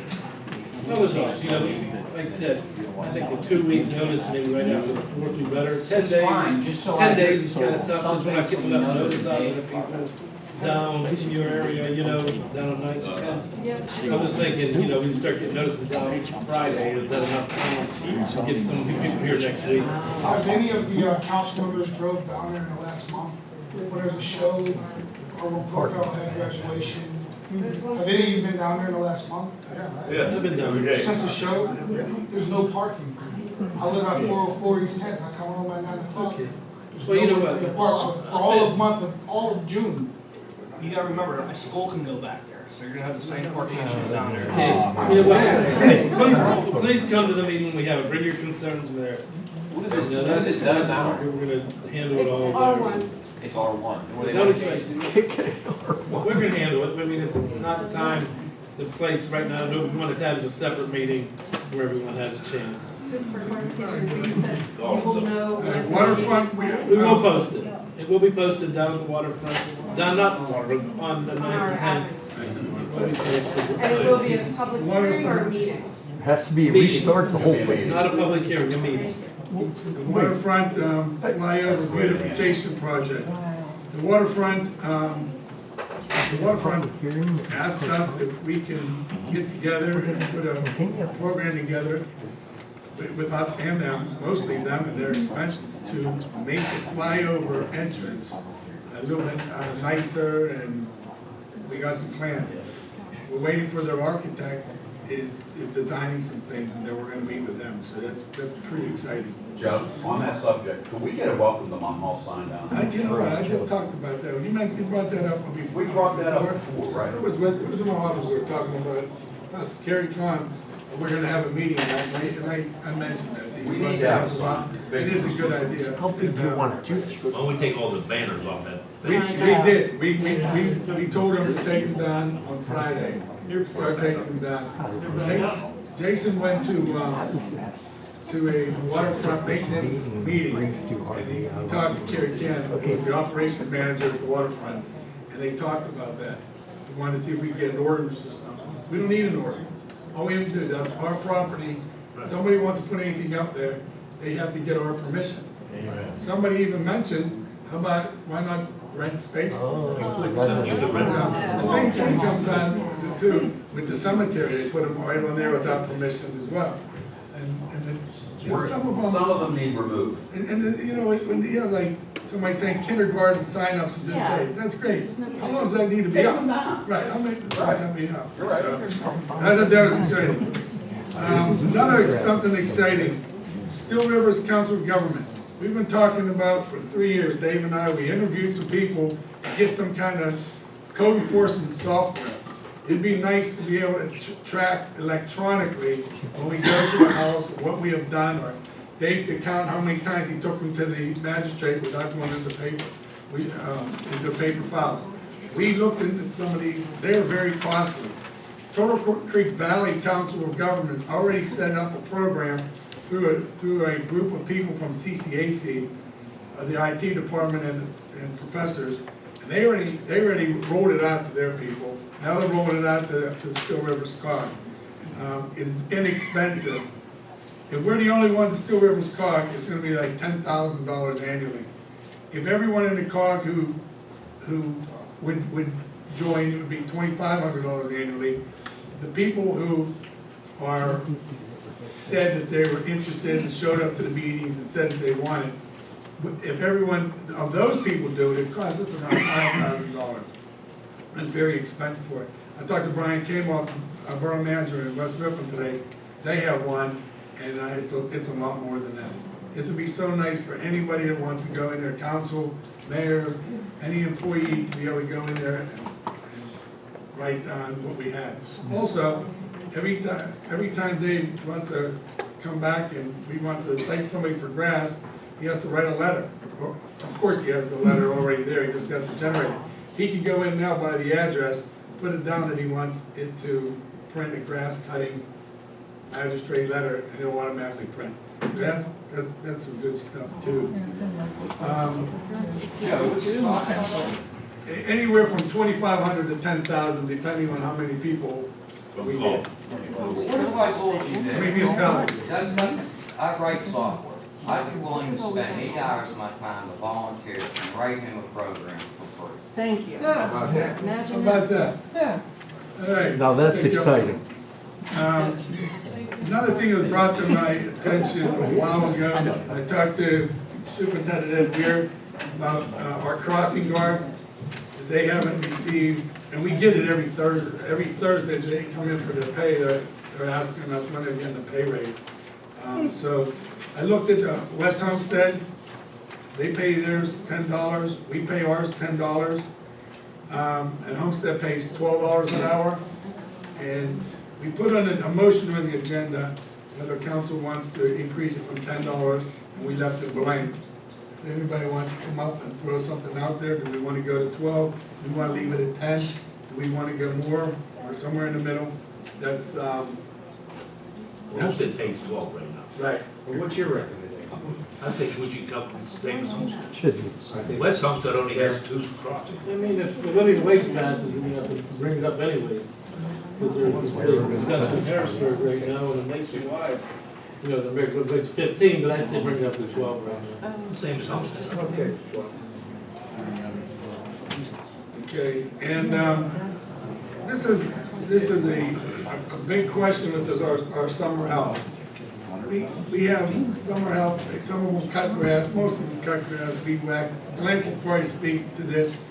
A lot of them, and the ones that have been around and the older ones, sometimes they, because of sicknesses, vacation, other things that need to be done, we have to throw some of these guys on the garbage. They're making $8.50 an hour.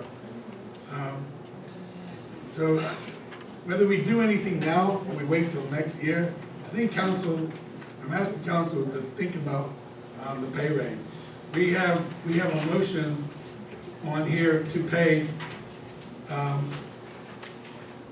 summer help in playgrounds $15 an hour.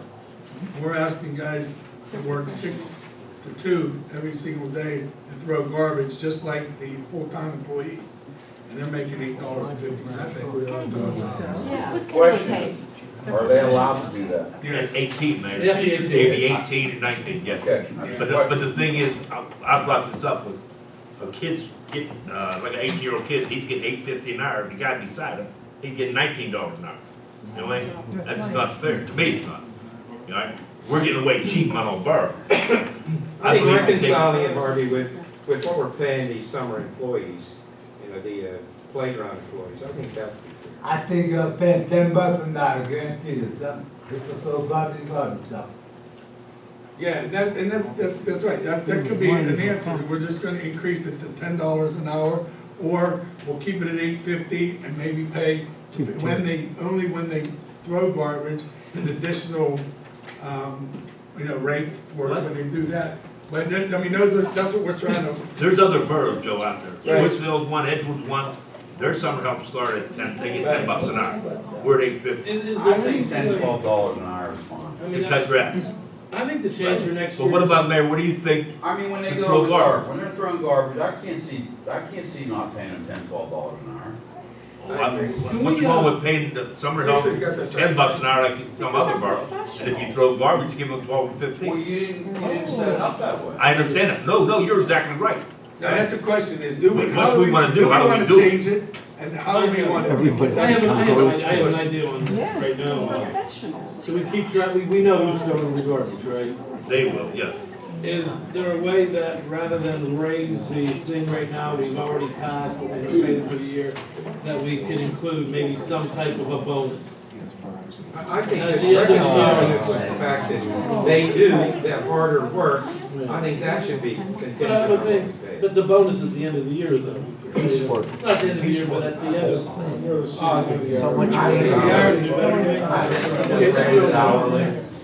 much. Don't you think it's too late, Mayor? I'm looking out for like next. Well, I don't think it's too late if you guys are gonna, if you're gonna throw them into the garbage pickup. There's only so many that are 18 years old. That's fine, but just remember, they're not only just doing the trash, which is not often, but they're also doing, Recycling. you know, they'll do a little bit of recycling, they'll do the asphalt, they'll do, I mean, they're supplementing, you know, an extra hand, so it's not just the trash. They're underpaid at They're doing- So why don't we just, like the mayor said, make it $12 an hour for somewhere else? I don't think using these kids that we're paying $15 an hour really is an equal thing. You know, they're college graduates, they're sitting there, they're in charge of these children, they're in charge of kids there, it's a big liability. You better have people there that know what they're doing. Where these guys that are working on the garbage trucks or doing asphalt or whatever, they're being directed by these guys. They're not the lead guys there, they're helping hands, so pay them as that, don't pay them what they're paying these guys. No, right. Pay them $12 an hour, they'd be thrilled to get $12 an hour. We gotta do that by age, like pay the 18-year-olds more money. Well, they're the only ones that can do it. Yeah, $12 for every do it that way. They're the only ones that get Just be control. fair. Just be fair, $12 for everybody. Yeah, you're right. Go ahead, course of Joe. a summer, that's gonna be about $14,000 more. All adds up, guys. That's what I said. It's probably well Spend spent. this year, then we can see that for next year. No, we're gonna do it this year. Maybe you need to cut the higher echelon. I think a motion to that effect, I think $12 is fair. To that effect should be on the agenda today. I started at the next break here. Right. So you have that, Jim? Somebody will. And, at the end of my report. Hands over here. I just had a question. Wasn't that house on Washington Street that was in that shooting to be scheduled for demolition? That's in litigation right now. I thought he said that was settled at a council meeting a couple months ago. Did that all got Yeah, settled? that's not on the agenda, but if we can answer. No, I- Yeah, it's, all I can tell you, it's in litigation. Yeah, we did, we went to the court, Joe, I can probably add something to it, it's being sold. it's being sold too. But it's, So but we're it not, is, the borough's not tearing No, it down? actually, it's good, the guy's gonna buy the house, fix it up, and either flip it or, so. We'd rather have it on the rules and get fixed. At least that's the plan. That's the plan. well, actually, it was, the borough was never gonna tear that down. The court, and when we went to court, Travelers, which is our insurance, and the homeowners were gonna throw in money together to say, okay, here's your money, do what you gotta do to that building, rip it down, but you still own it, and you still gotta pay the taxes on it and take care of that property. He never, the attorney never got back to us to say, okay, we wanna take this. He just kept avoiding us. And I finally said, where are we at with this? And we got an email back, I got an email from the attorney saying that he is out of time, he's not doing this, he's trying to sell the property. He has a buyer, he needs to go through, right? Thank you. Moving on, Colin, engineers report. Start with the easy one. Due to some work by Dave, Joe, and Bob and I, we were able to coordinate with People's Gas. They have some utility work going on Roberta and Summerfield. We also have paving work scheduled there. So we had a meeting with them, and they're gonna schedule their utility work. We allowed them to reroute some of the routing out into the street. And with that being said, since we already have the paving contractor lined up, we told them that we would cover the restoration work and they could offer a credit, us, Munhall Borough, a credit back for the restoration. So long story short, we're gonna get some money back from People's Gas for our paving project. Just due to some coordination these guys were able to do here. Could be used for additional paving or put back in your general fund. If I just touch on that, that was something that we asked them, do you have any projects coming on here? Because we're putting a paving project together. A week before we had a pre-construction meeting, Dave got some permit requests for the same roads that we're planning on paving. So I called him up and said, hey, I sent this, no one got back to me. The guy finally got back to me the next day. And I said, hey, you blew us off. You better be at this meeting. He sent 3 guys, Colin and I, and Bob and Dave. We all went up there to meet these 3 guys a couple weeks later, and he couldn't have worked any smoother than we had. We more or less were, telling them what they had to do, and then we said, we're paving this anyways. They were gonna cut up all the sidewalks and put it all there, then they would have to replace them. We said, well, we're paving this street anyways, do it in the street. And I asked for all the costs that would have cost to fix the sidewalks to pay us instead. But we're gonna work it more about square footage or anything. It worked smooth on all of us. Yeah, credits due to these guys, but basically they're gonna give us an opportunity to inspect the area they disturbed after the contract's done. We have a pre-negotiated price since we already have it from our paving contractor, and they're gonna write the borough a check, so. One other thing is, people may have saw this swimming pool in front of First Commonwealth a few times. It was due to a Duquesne Light put a pole right through a storm sewer line, and it took a few years for it to clog up so it wouldn't take any more water. That was replaced as well. Good. Yeah. Good issue. I'm sorry. No, go ahead. Since you're talking about paving the money we're getting back, I know we discussed Main Street and doing something permanent with the crosswalks in conjunction with the entire street. Is there anything we can do? It's a little more than just throwing like a cold patch in a hole and having it a road every time it rains because the sidewalks suck. We have Sidewalk crosswalks. we're coming up to 6 months. The finance meeting in July.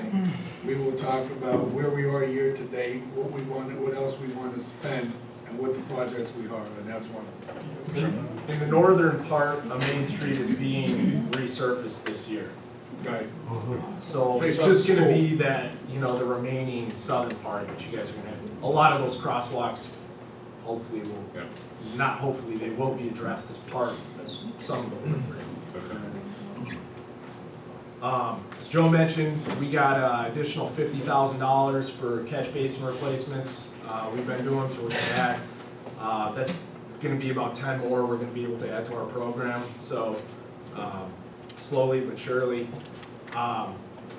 Before I discuss the bid opening we had last week Friday, Rob, if you don't mind, I just want to say one thing regarding the estimates that we did, and I promise this will be the last you'll ever hear of it from me. Is that okay? It's yours. Engineer's report is. Let's go. Let's hear it. So, this all started, I became aware of a report that was prepared by the borough's workman comp insurance that cited numerous safety violations in this building. In addition, there was a report done in 2015 by a company called Quest, I believe. Is that right? For the police, where they assessed the police facilities. And their conclusion was basically the police should move out of this building until the facilities could be modernized. There was numerous inadequacies pointed out in the reports. I'm sure the borough would be glad to share those guys with you. So at that point, I was asked to come and look at the building, see what other problems might exist, and also, if I was able to, prepare a rough cost estimate of what it might take to address some of these concerns in the report and upgrade this building. So I did that, and I brought a mechanical engineer and electrical engineer here with me, and I disclosed the level of effort that I put in the report was not to the detail that Felix did. We spent half a day here, and I wrote a report that was about 3 pages. And if you look at the report that Felix prepared, or TKA, excuse me, it was easily 140 pages. I'm not sure, plus drawings, and our fees reflected that. Our fees were substantially less. At the same time, the borough was considering taking ownership of the Willis Center, and the solicitor in the borough asked me, could I have someone from my office look at the structure at the Willis Center and see if there was any major deal breakers with the structure. Was it ready to collapse? Was stuff falling in? I happen to be a structural engineer. I'm a professional engineer. I've been working for 17 years.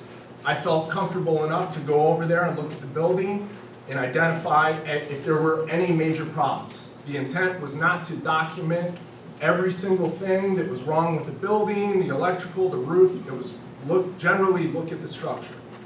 They also asked me, would I be able to put a rough cost estimate to give them a budgetary number so they can compare apples to apples when they're looking at this to make large picture decisions. I said that I could, but either way they decide to go, there needs to be a lot more due diligence done. And that's why TKA was brought in. I also advised them that it would be costly to enter into 2 design projects in parallel, i.e. kind of have to choose which way you wanted to go. So at the time, it was decided that the Willis Center seemed more economical to move into, and Felix prepared his preliminary study. It's not final. The cost could still fluctuate, and nothing has been done similarly to this building. And that's the history of everything, of all the costs that were floating around. I never billed anything, is that we did an extensive study. It was very cursory to provide the borough with budgetary numbers. And if I failed to convey that to you or any members of the public, I'd like to apologize. But that's the history of it from my perspective, and I just wanted to state that. This is what you've told us all along, Colin.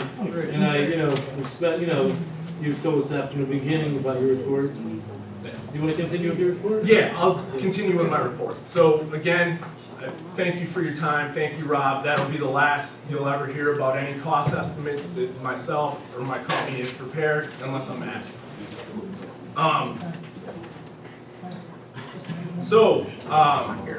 As part of the due diligence that we were doing on the Willis Center, we hired an asbestos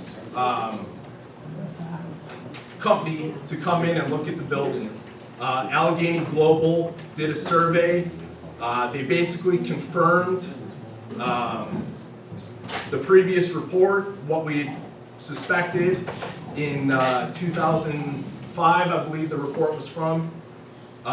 In addition, we talked, the borough, TKA, myself, it would be a good idea or advantageous if the plan was to move to the Willis Center, to bid out the asbestos abatement early and to also include the demolition. So the demolition includes everything inside of the building, all the partition walls, all the debris, electrical, plumbing, everything that's intended to come out except the windows, the roof, the storefronts, or anything else that would compromise the building envelope. So the wood porch and all that stuff in the back is going to stay for now. So we put together a construction contract. We put it out to bid. We received legitimate interest from about 5 companies, not from about 5, from 5 companies. Triton Holdings, Franjo, Bristol Environmental, Nelcon, and Key Asbestos Abatement. I reached out to probably about 7 other companies and was either told they're not interested, they're too busy, or they didn't respond at all. So we put it out to bid. We split it up into 2 base bids. So the asbestos abatement, so that's the removal of all the asbestos containing materials, is 1 base bid. The second base bid is all the interior demolition. So the lowest bidder for both of those was Triton Holdings out of Rankin, PA. Their bid for base bid A, so this is the removal of all the asbestos containing material except the flashings on the roof, is $168,930. And their bid for base bid B is $479,000 flat. So the total combined is $647,930. So that is for all the asbestos abatement and the demolition. Based on some colleagues that I was able to call in the construction industry right now, feedback we're getting is that Pittsburgh builders are very busy. It's a bull market for the contractors. They're busy, people have a lot of work. So, you know, unfortunately, we got a smaller bidding pool than we would have liked to have. But the asbestos abatement was in line with the estimate that was prepared by TKA. And the general demolition was a little bit higher than the estimate prepared by TKA. And a little higher than my office's estimate as well. But it was pointed out by some of my colleagues that since this is a municipal project, they have to pay prevailing wages that might not have been accounted for in some of the estimates. Plus, this is the demolition's a very labor-intensive task. And due to how busy everybody is, it may have impacted prices too. If we were, so the options at this point would be to accept the bid, to rebid it, or reject all the bids indefinitely. Is that accurate, Greg? Yeah, do the bid specs contain a requirement that the bids remain open for a period of time, typically 60 days or something? Is that in there? Yeah, I think so. Okay. Yeah, so typically those specs say if you make a bid, it has to be open, you can't withdraw it for 60 days to give council time to consider. But yeah, those would be the options. So table it or vote on it, or table it as long as the bid doesn't expire for that period, or reject them all and rebid it, or do nothing. And just again, just one other thing, and then I'll close what I have to say about the demolition contract. The longer we prolong it, assuming we want to move forward with the demolition, due to how busy the construction industry, particularly the commercial building industry, and frankly everyone is right now in Pittsburgh, we risk getting higher prices and even less bidders. So if council has any more questions, I'd be glad to answer any. But I have one call. You might not be able to answer this, but even if we decided not to move over there, would it be advantageous for us to do this work, to get the building in a more sellable position, or just don't spend this money and try our luck with selling it as is?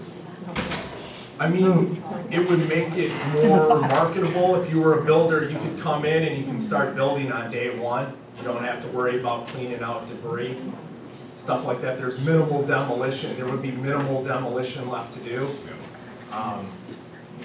But it's not clear that we get our money back out. Yeah, it's kind of like if you put money into your kitchen or your yard and then you sell your house, you're not going to get all that money back. What was the total number? $647,930. I have a question on the bid. Am I allowed to ask a question? Allowed to ask a question? Well, my question is, I mean, it's an agenda item. I have a question on it. No, you're afraid of my question? Come on, guys. We're going to debate it, or just let me ask my question? Come on, Joe, let me ask my question. I don't run this meeting. Okay, Go and ask your question. okay. I myself, we're not in the gambling business as taxpayers. Yeah, Mr. Stein made a point, hey, let's clean it up, maybe we'll get more money for it. Well, supposedly, I don't think we spent any money for it, did we? It was given to us. That's where I got back to the thanks, but no thanks. That if in fact this project, for some unforeseen reason, proceed, that all of that gets lumped into a major general contractor, handles the whole deal. I don't think we should be involved in piecemeal. That never works out. That used to be what they used to do with program managers and school construction. And today you go now, they hire a project manager, they get a good reputable contractor in there and they do it. I don't know what the deal is, but And that's the question, Jim, you've been in that business. we should reject, we should And that's take. the question to you, you've been in that business. If we would do that, do you think that if it was part of the whole project, the demo piece of it would be a lot less at that It point? very well may be, because the construction market in the area, the construction, right now, there's not a lot of buildings being torn down. I don't know if you noticed that. Okay, there isn't as many being torn down as there was at different times.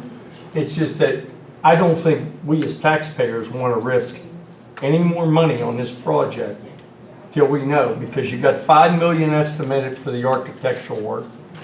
You got $600,000 now in demo and asbestos removal. That was part of that, wasn't You gotta build the parking lot for another 200. No, I'm just asking, I looked at the number. Joe asked So now we're up to about $7 or $8 million. Not really. That part of, Oh, yeah. no, that's not true. But I don't, The demo part of it was part of it. my opinion, No. I don't plan on putting this on. Felix said that that was part of his thing, the demo Yes. part. I don't want to put this on the agenda. That's why I'm adding the numbers up. I'm just asking so we all know. That was part of the $5 million, the demo piece was in his part. I don't think so. Was it? I'm not willing to do I think what? Okay, any more on the engineer's report? No, that's it. You guys have my report.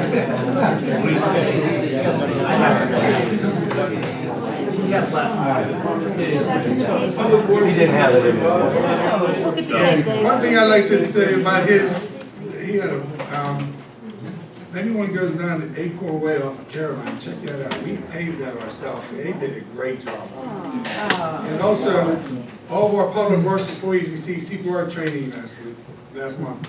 And I think we should be doing more projects like that, because I did see them down there working in that alley. And they could do all the alleys. I commend them as well. Am I lying? Please, chief. All council has our monthly stats, also I can text you some extras if anyone wants to pick them up and look at them. Do a referendum. Fire chief, Glenn. Through you, I'm sure I gave you a copy of his report. Just in general, 35 calls for the month of May.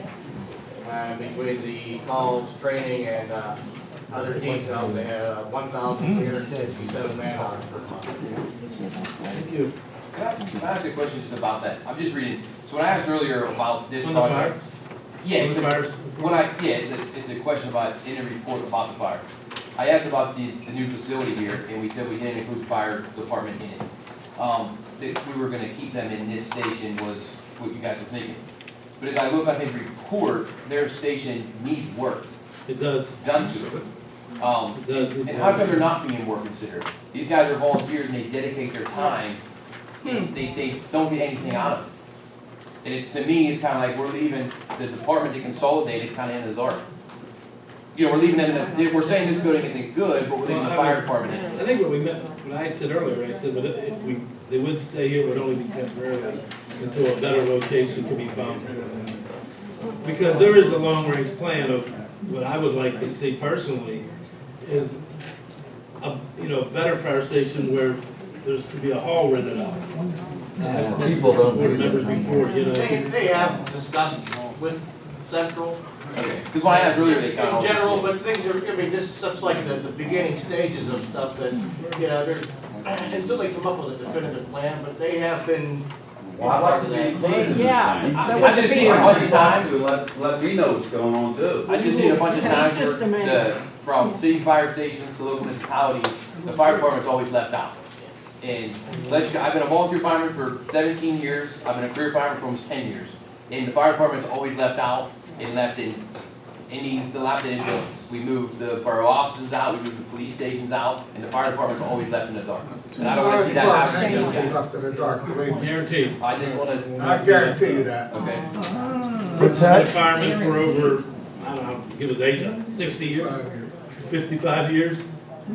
That fire department ain't gonna be left in the dark. I just want to make sure. Well, that we're only, I think he's based it on just what you guys said, they're gonna be in this building. Okay, code enforcement. You have a copy of it? Okay. Public comments on agenda items. These items for consideration tonight. Donna? Yes? Thank you. Thank you. Motion one. When will the summer program start? 24. Pretty much. July 13th, I believe. Oh, one, I'm sorry, I'm looking at the wrong one. Summer program, It's around start 6 here, weeks, start, doesn't it? when we gonna end? 24th to the 13th. Pardon me? 24th to the 13th. 24 to the 13th. Okay. Motion two, what is the change gonna be made in this? I can speak to that. This was identified as part of the audit process, and we worked in conjunction with the actuary, because the pension plan wasn't current, there's no change at all, but we hadn't updated the pension plan to address the contributions that are made by non-union employees, so the office employees. Although we had it in place, we hadn't amended the plan to include that. Each time we make a change, you do it by orders, but you should also update the plan. So we're just starting that process.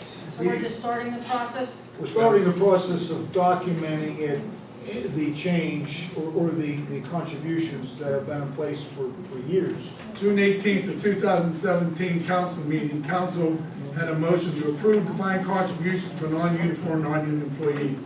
However, it was brought to our attention when the state auditors came in and looked at the pension, that there was no ordinance put in place. So we're putting the order, they asked us to get the ordinance now. And the plan wasn't, so those are two, they're formalities. Okay, so are they contributing themselves too? And how Yeah, much they can they will. contribute? 6%, 10%? They put 6% in and the borough puts 3% in. 6 and the borough puts 3. Okay, it does not change the years for the pension to be vested at all? 5 years, still 5 years. Yes. Well, I believe a few years back, and I'm trying to think how many years back, I gotta go back to, it was a former borough manager, when you were getting ready to cut a full-time employee who's sitting in the office, it was a secretary, down to part-time, you changed the years vested from 10 to 9. That was a defined benefit plan. This is the defined contribution plan. So this is different than that? This is not a pension. Pension is a guaranteed income stream. This is not. This is a savings plan like a 401K, but for government workers, it's a different section of the IRS code. Okay. So it's just a savings plan. So it's a savings plan, even Yes. though it says employee pension? But, yeah, because it has to be recognized in the pension plan. That's correct. Okay, so it's still 9 years to be vested? No, it's 5 years. So we changed it to 5, well, It was 5 always- years for this, but 9 years for retirement? No.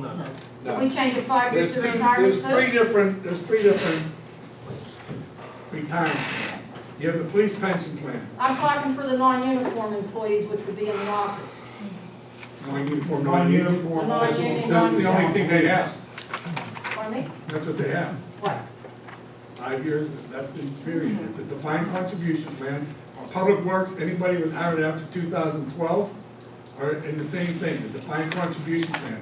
In 2012, when they put it together, they made that a 5-year vesting period. Okay. Okay, thank you. The crossing guards, we're changing them from 10 to 12? Yes. That's the motion. And motion 4. This is up on Hill Street. 4406 Hill Street. Okay, vacant property that the borough's gonna take over? What do they plan to It's do not, with it? no, the borough's not taking this over.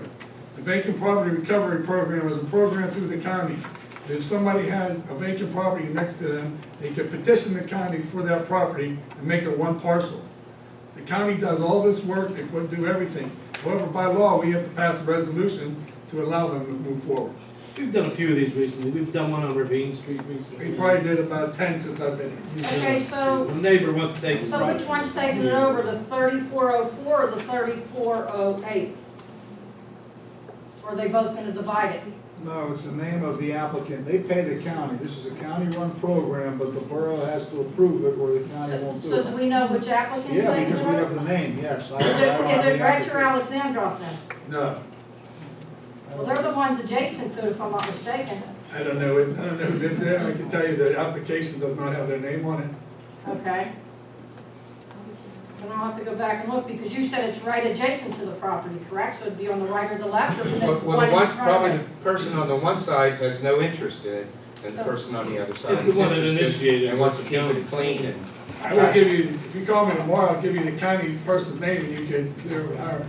Oh, I can find It's out. usually, Okay. it's usually done to the person that's been cutting the grass and so forth there, that they want to Cares keep it, about the you problem. know. The person One who has been the petitions the caretaker's county. been doing it for them. There's a lot there. You live next to it, you petition. One person took one and they put a garage on it. Well, they can only put the garage on it if they combine the property together. That's what they do with it. That's why That's they go what they're through gonna this have to process. do. They're gonna have to do a subdivision or, They will go through the vacant property recovery the lot program with to be put Allegheny together County as to one handle lot. all this. it has to be put in one lot. Am I correct, Ray? Yes, then that will be a second step.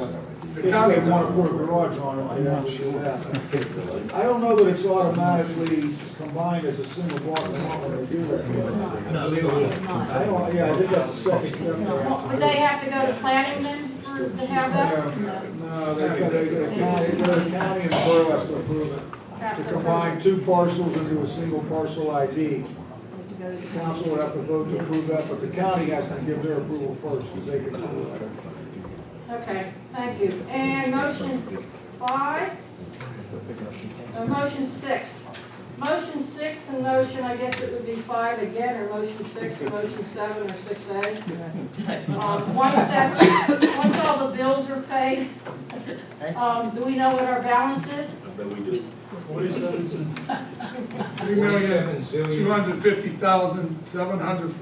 $3,250,745.32. Okay, and we are adding another motion to the agenda, correct? Yes, And that motion, summer help? the summer help is gonna get the From eight. stipend if they, No, it's gonna be straight, $12. so it's gonna be $12 if they throw garbage or cut grass. We'll Right, pay that. right. Okay, thank you.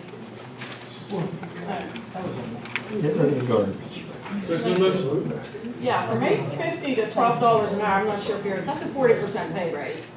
I mean, I'm pretty sure thinking $8.50 to $10 for summer help to throw garbage would be sufficient, not to say, if we do this now, it's not in the budget, so what did you say it would come to, Jason? 14 grand?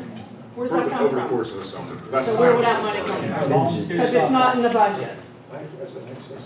So we can't just like throw raises out if we don't have the money in the budget to pay. The money in the budget, we have, last year, we don't know how much snow removal we're gonna have and how much overtime we're gonna pay, right?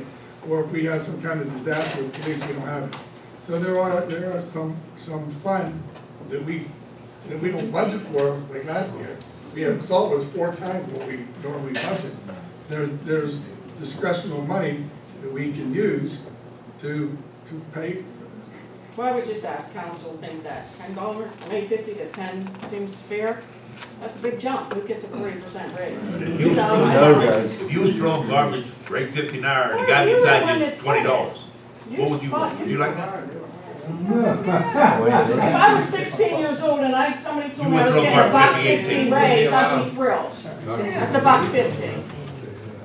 Who gets a 40% raise? Nobody. And why should our summer help?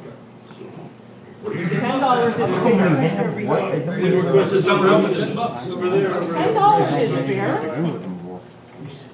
I can't see. Go ahead. Yes, sir. Why don't you just upgrade them when they're working on the garbage truck? No, because that's Two not tier. chargeable. Paying their normal salary, or raise it to 10. But then pay them a higher rate when they go on the road. That's tracking nightmare. Yeah, that's a tracking nightmare. Well, they also, they also. Yeah, but the police do it with the It's not a sergeant. tracking, it's not a tracking nightmare. We do it for every single public works employee and police because they work different jobs. Okay, They then do pay it. for that. Then do that. Then do it. But to give everybody a $4 rate, a 40% raise across the board, just because our main concern was giving them a bit more to throw garbage, I'm not saying they shouldn't be more, but 40% and 14,000? You're giving a girl rolling a ball out on the field. She's a professional with a master's degree. Master's degree. Oh, yeah, say that to their mother, Joe. Wait till I tell our phys ed teacher that you just. If they got a math, why would they want to do somewhere else? Really? Really? If I got a master's, I'm not gonna be throwing a ball out on I top. don't let the kids throw garbage. Any other questions on the motion? 40%. Any other questions on the motion? This is an agenda item. They're adding. Items for consideration. Well, I have a question on the agenda item. I don't care whose grandson it is. It's a disgrace. I guess. My grandson ain't on there, don't talk about my I grandson. said whose grandson? Is it No, you yours? said his No grandson. more No, I fighting. Yeah, you did. My I said, grandson's I not don't care working. whose grandson it is. Okay, On the agenda item. okay, I gotta get control of this meeting. I don't Okay, care whose grandson. on the agenda item. Please, please, that's enough, okay? We always had summer help. I think typically they were used to cut grass, am I right, and clean leaves and stuff. I guess I'm wondering, why are we shorthanded that we can't cover the garbage with our normal street department people? Vacation. Can we? It's summertime. People Well, have vacation. no, but you have this, but everybody don't hire summer help. All I'm saying is, with vacations and all that, that still should be able to be handled in-house. I don't know. There would be other projects that would suffer.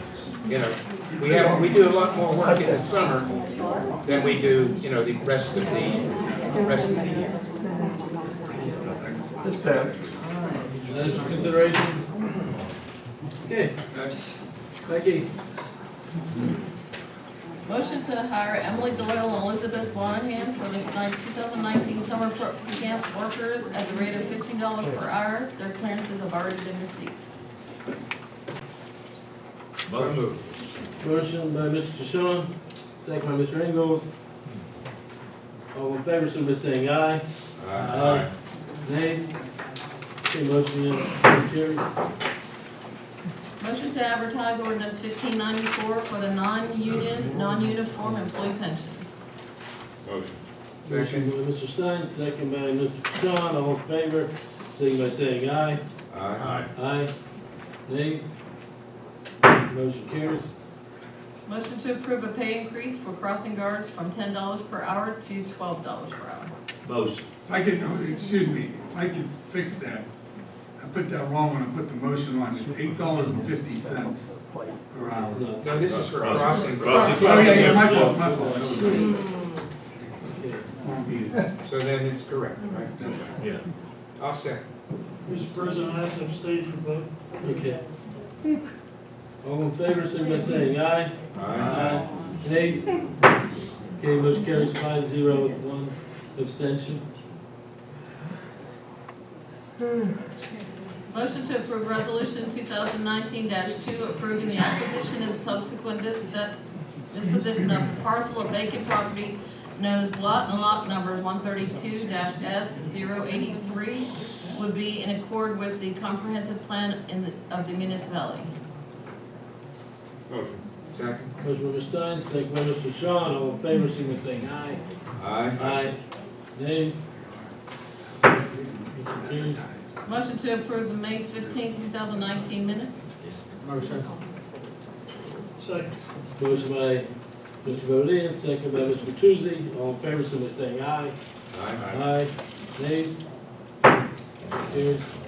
Motion to pay bills for the period of May 14, 2019 through June 18, 2019, summarized as follows, the total number being $329,435.29. Motion. Second. Motion by Mr. Petrucci, second by Mr. Ingles, all in favor, signify by saying aye. Aye. Aye. Nays? Motion carries. Motion to approve payroll for the period of May 2nd, May 16th, and May 30th, 2019, the total being about $442,350.88. Motion by Mr. Bodine, second by Mr. Petrusi.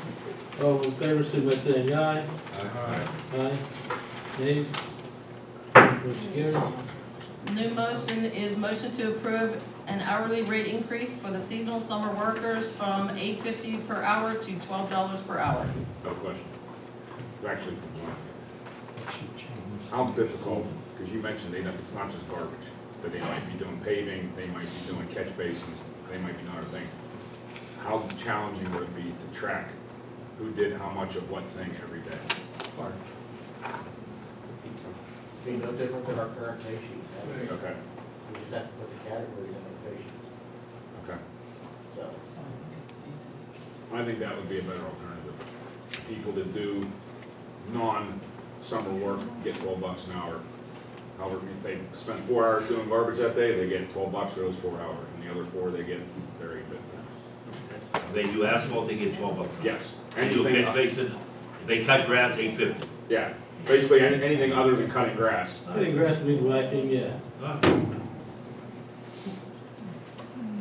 You change that to that? Yeah, so.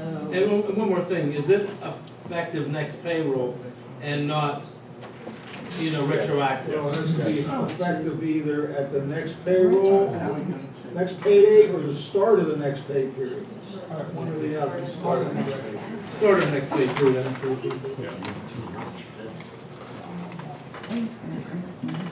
Why $8 an hour? Why give $10 an hour? Second, okay. Well, so there's some of the motive you're making, okay. All right, well, we have, the motion's been made. I don't think we had a motion yet. All right, there was a question, I'm just sorry, I'm jumping in for the rules of, follow right procedural rules of order. So there was a question by Mr. Stein, Mr. Petrusi is making the motion at a straight, what's the motion? Pay all the people of Summerhill $10 an hour. No matter what task they're No performing. matter what task. Okay, is there a second for that? They all get a raise. Second. Okay. We have motion by Mr. Petrusi, second by Mr. Stein, for $10 an hour summer help, starting the next pay period. Okay. All in favor, signify by saying aye. Aye. Aye. Nays? Abstain. And one abstention. 5-0 and one. Thank you, Dave. Yes, sir. Yeah.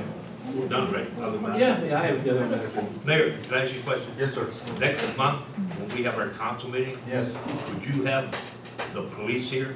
Like, we know we're gonna talk about Willis Center again. I mean, from the chief, the captain, a sergeant, a patrolman, a detective here, Sure. to see, let people hear what they say, Sure. okay? All right. No problem. I'll ask them to come. I'll ask all of them to come. Okay. Good. On their own time. Other matters, we also have coming up, and I don't have my calendar in front of me, Becky, the community yard sale. Is on The the July the 24th. July 24th. Yes. Community yard sale. Anybody that wants to have a yard sale that day, you can register with the borough. We will supply a location or a map. If you want your registered, you don't have to register to have a yard sale though. That's something we started last year. This will be our second annual community yard sale. At your own residence or somewhere every? Yeah, At your own residence. At your own house. I didn't know if it was like a field. No, we don't want, you don't have to drag it anywhere. You do it from your own house and, you just say, you live on Troutman Street, you live on West Virginia. And you go from that location. If you don't want your address disclosed for some personal reason, It's just the have a yard sale 27th. anyways. It's your It's the choice. 27th of July, I'm sorry, I was off. Motion, we adjourn. Oh, wait. Question. I have one, but they all have questions too. I could stay for I'll the. stay for- I'll stay for the. So, Harvey, votes. would you please have Colin or someone do a little drawing for the borough with an addition on each side here? Maybe a little floor plan of what could be done in our borough building now versus what we have? Well, you asked me to bring the. Well, you're in charge of the police, that's I'm all. asking you, you're in charge of him, so I'm asking you to maybe get some diagrams drawn up and some schematics of what we could do with an addition on this side, and I'd be more than happy to work with Colin with it. And maybe in addition to our fire department here, make it equal. I've been trying to get people to do it, but I just don't have enough money to pay them. Write a check, Mayor. If you were gonna go that route, I would recommend negotiating some kind of scope with TKA. We have architectural services, they're in Toronto. I would gladly help you guys develop the scope, but I don't know that we would be interested in preparing renderings and floor plans. TK. That would be more something for TKA, I would think. That'd be money well spent. Let's pay them. Yeah. Motion to adjourn on the floor. Question. I have a motion on the floor, I'm asking you guys. The mayor can make a motion. Listen to you, I'll listen. Why Say, can't the mayor say make a what you. motion? Only council makes motions. Are you sure? Positive.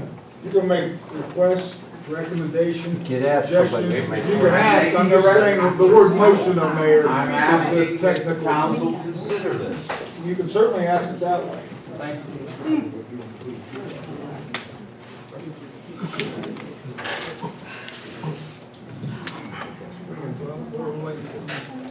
You got a question? Ask a question. Okay, go ahead. Mayor, I make a just have a motion. personal thing, real quick. I want to thank Glenn and the fire chief for helping my brother the day of the parade for the kids.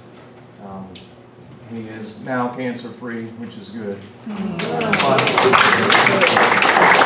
want to bring up something that's a little negative, maybe. There was a sitting councilman that may have politicized my brother's cancer at the time that I asked that he would be able to ride in the parade, and implied that maybe it wasn't my people that, you know, helped him ride. But don't ever politicize my brother's cancer.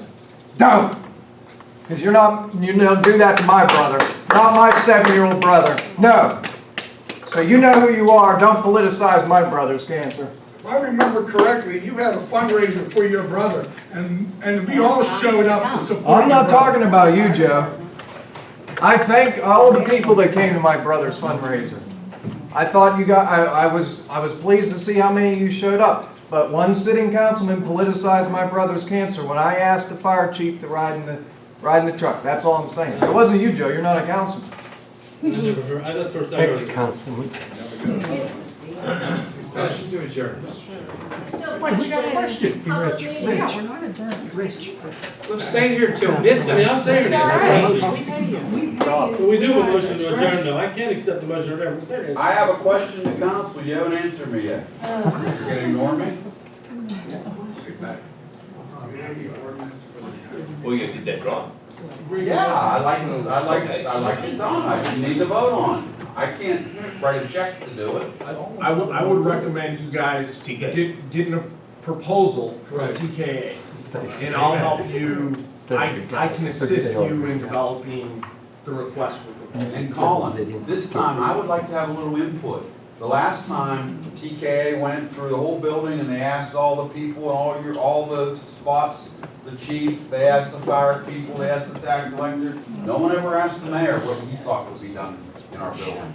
So I would really like to be considered to have some input with what would be done. And I think that's reasonable. I didn't even know that was the people we're talking to. They walked all through the building and asked everyone.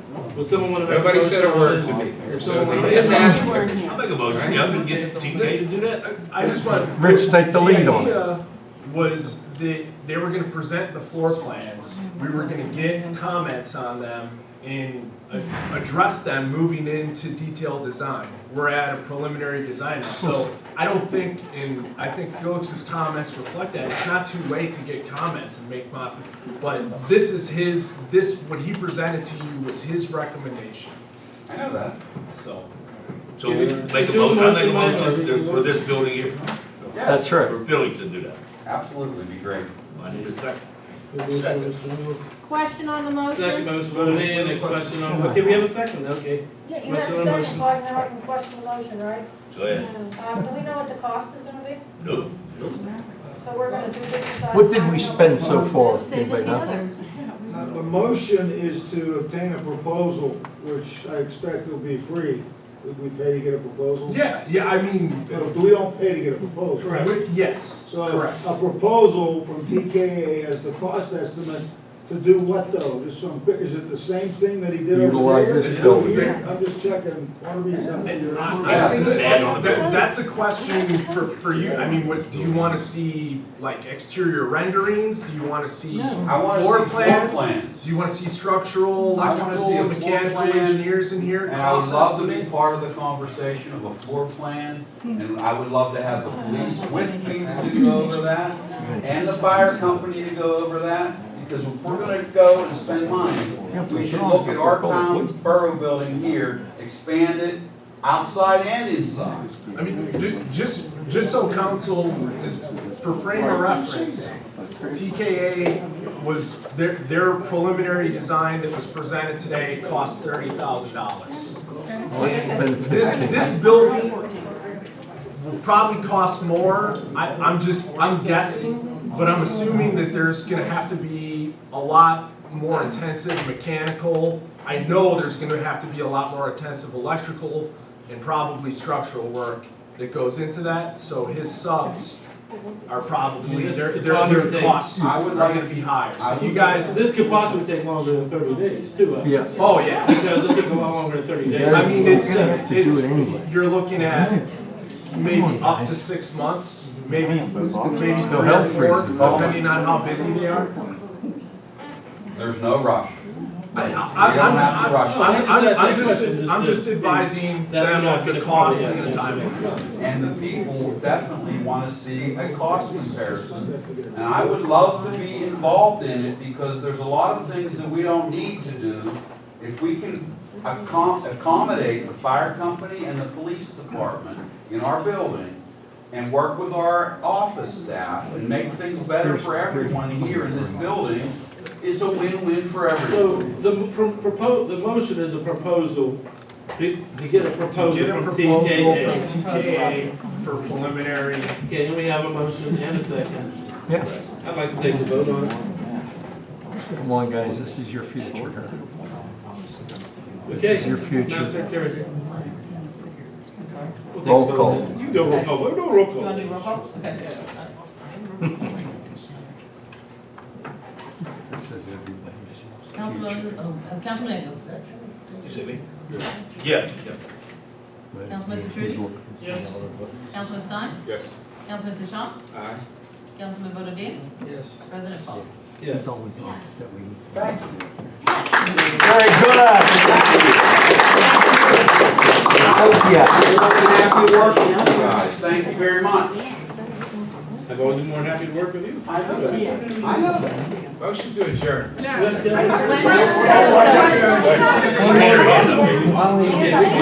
adjourn in a second, but I will You take. gotta let the wise Can't bring speak, anybody together. guys. Motion. You gotta let the wise. Okay, thank you. But we're all in This trouble. goes to either Colin or Mr. Verhoeven.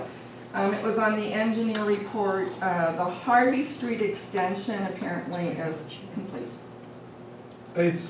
It's not complete. Our substantially complete, as you know, I know you guys live back there, the contractor's waiting to place that end wall, and he still has some restoration work to do on the Harvey Street side and up by your, where the culvert was placed by your yard. Okay, so the Shady Avenue area, you're saying, because I'm confused, it says substantially complete, but it's not really. Substantially complete in my eyes is like 90% or so. I know that end wall is a pretty big piece. We have not given him final payment or anything yet. We met with him, Joe, what was that, a couple weeks ago?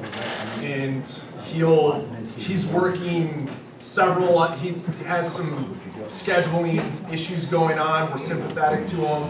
He's always done a good job on borough projects, we're trying to be patient to allow him to complete it. Okay, so the Shady Avenue area is going to look similar to what is down on Harvey, and I'm saying topsoil and Topsoil, grass seed, you know, something.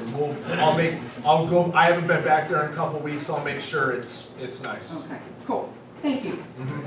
That's all I wanted. Okay, reserve. Adjourn.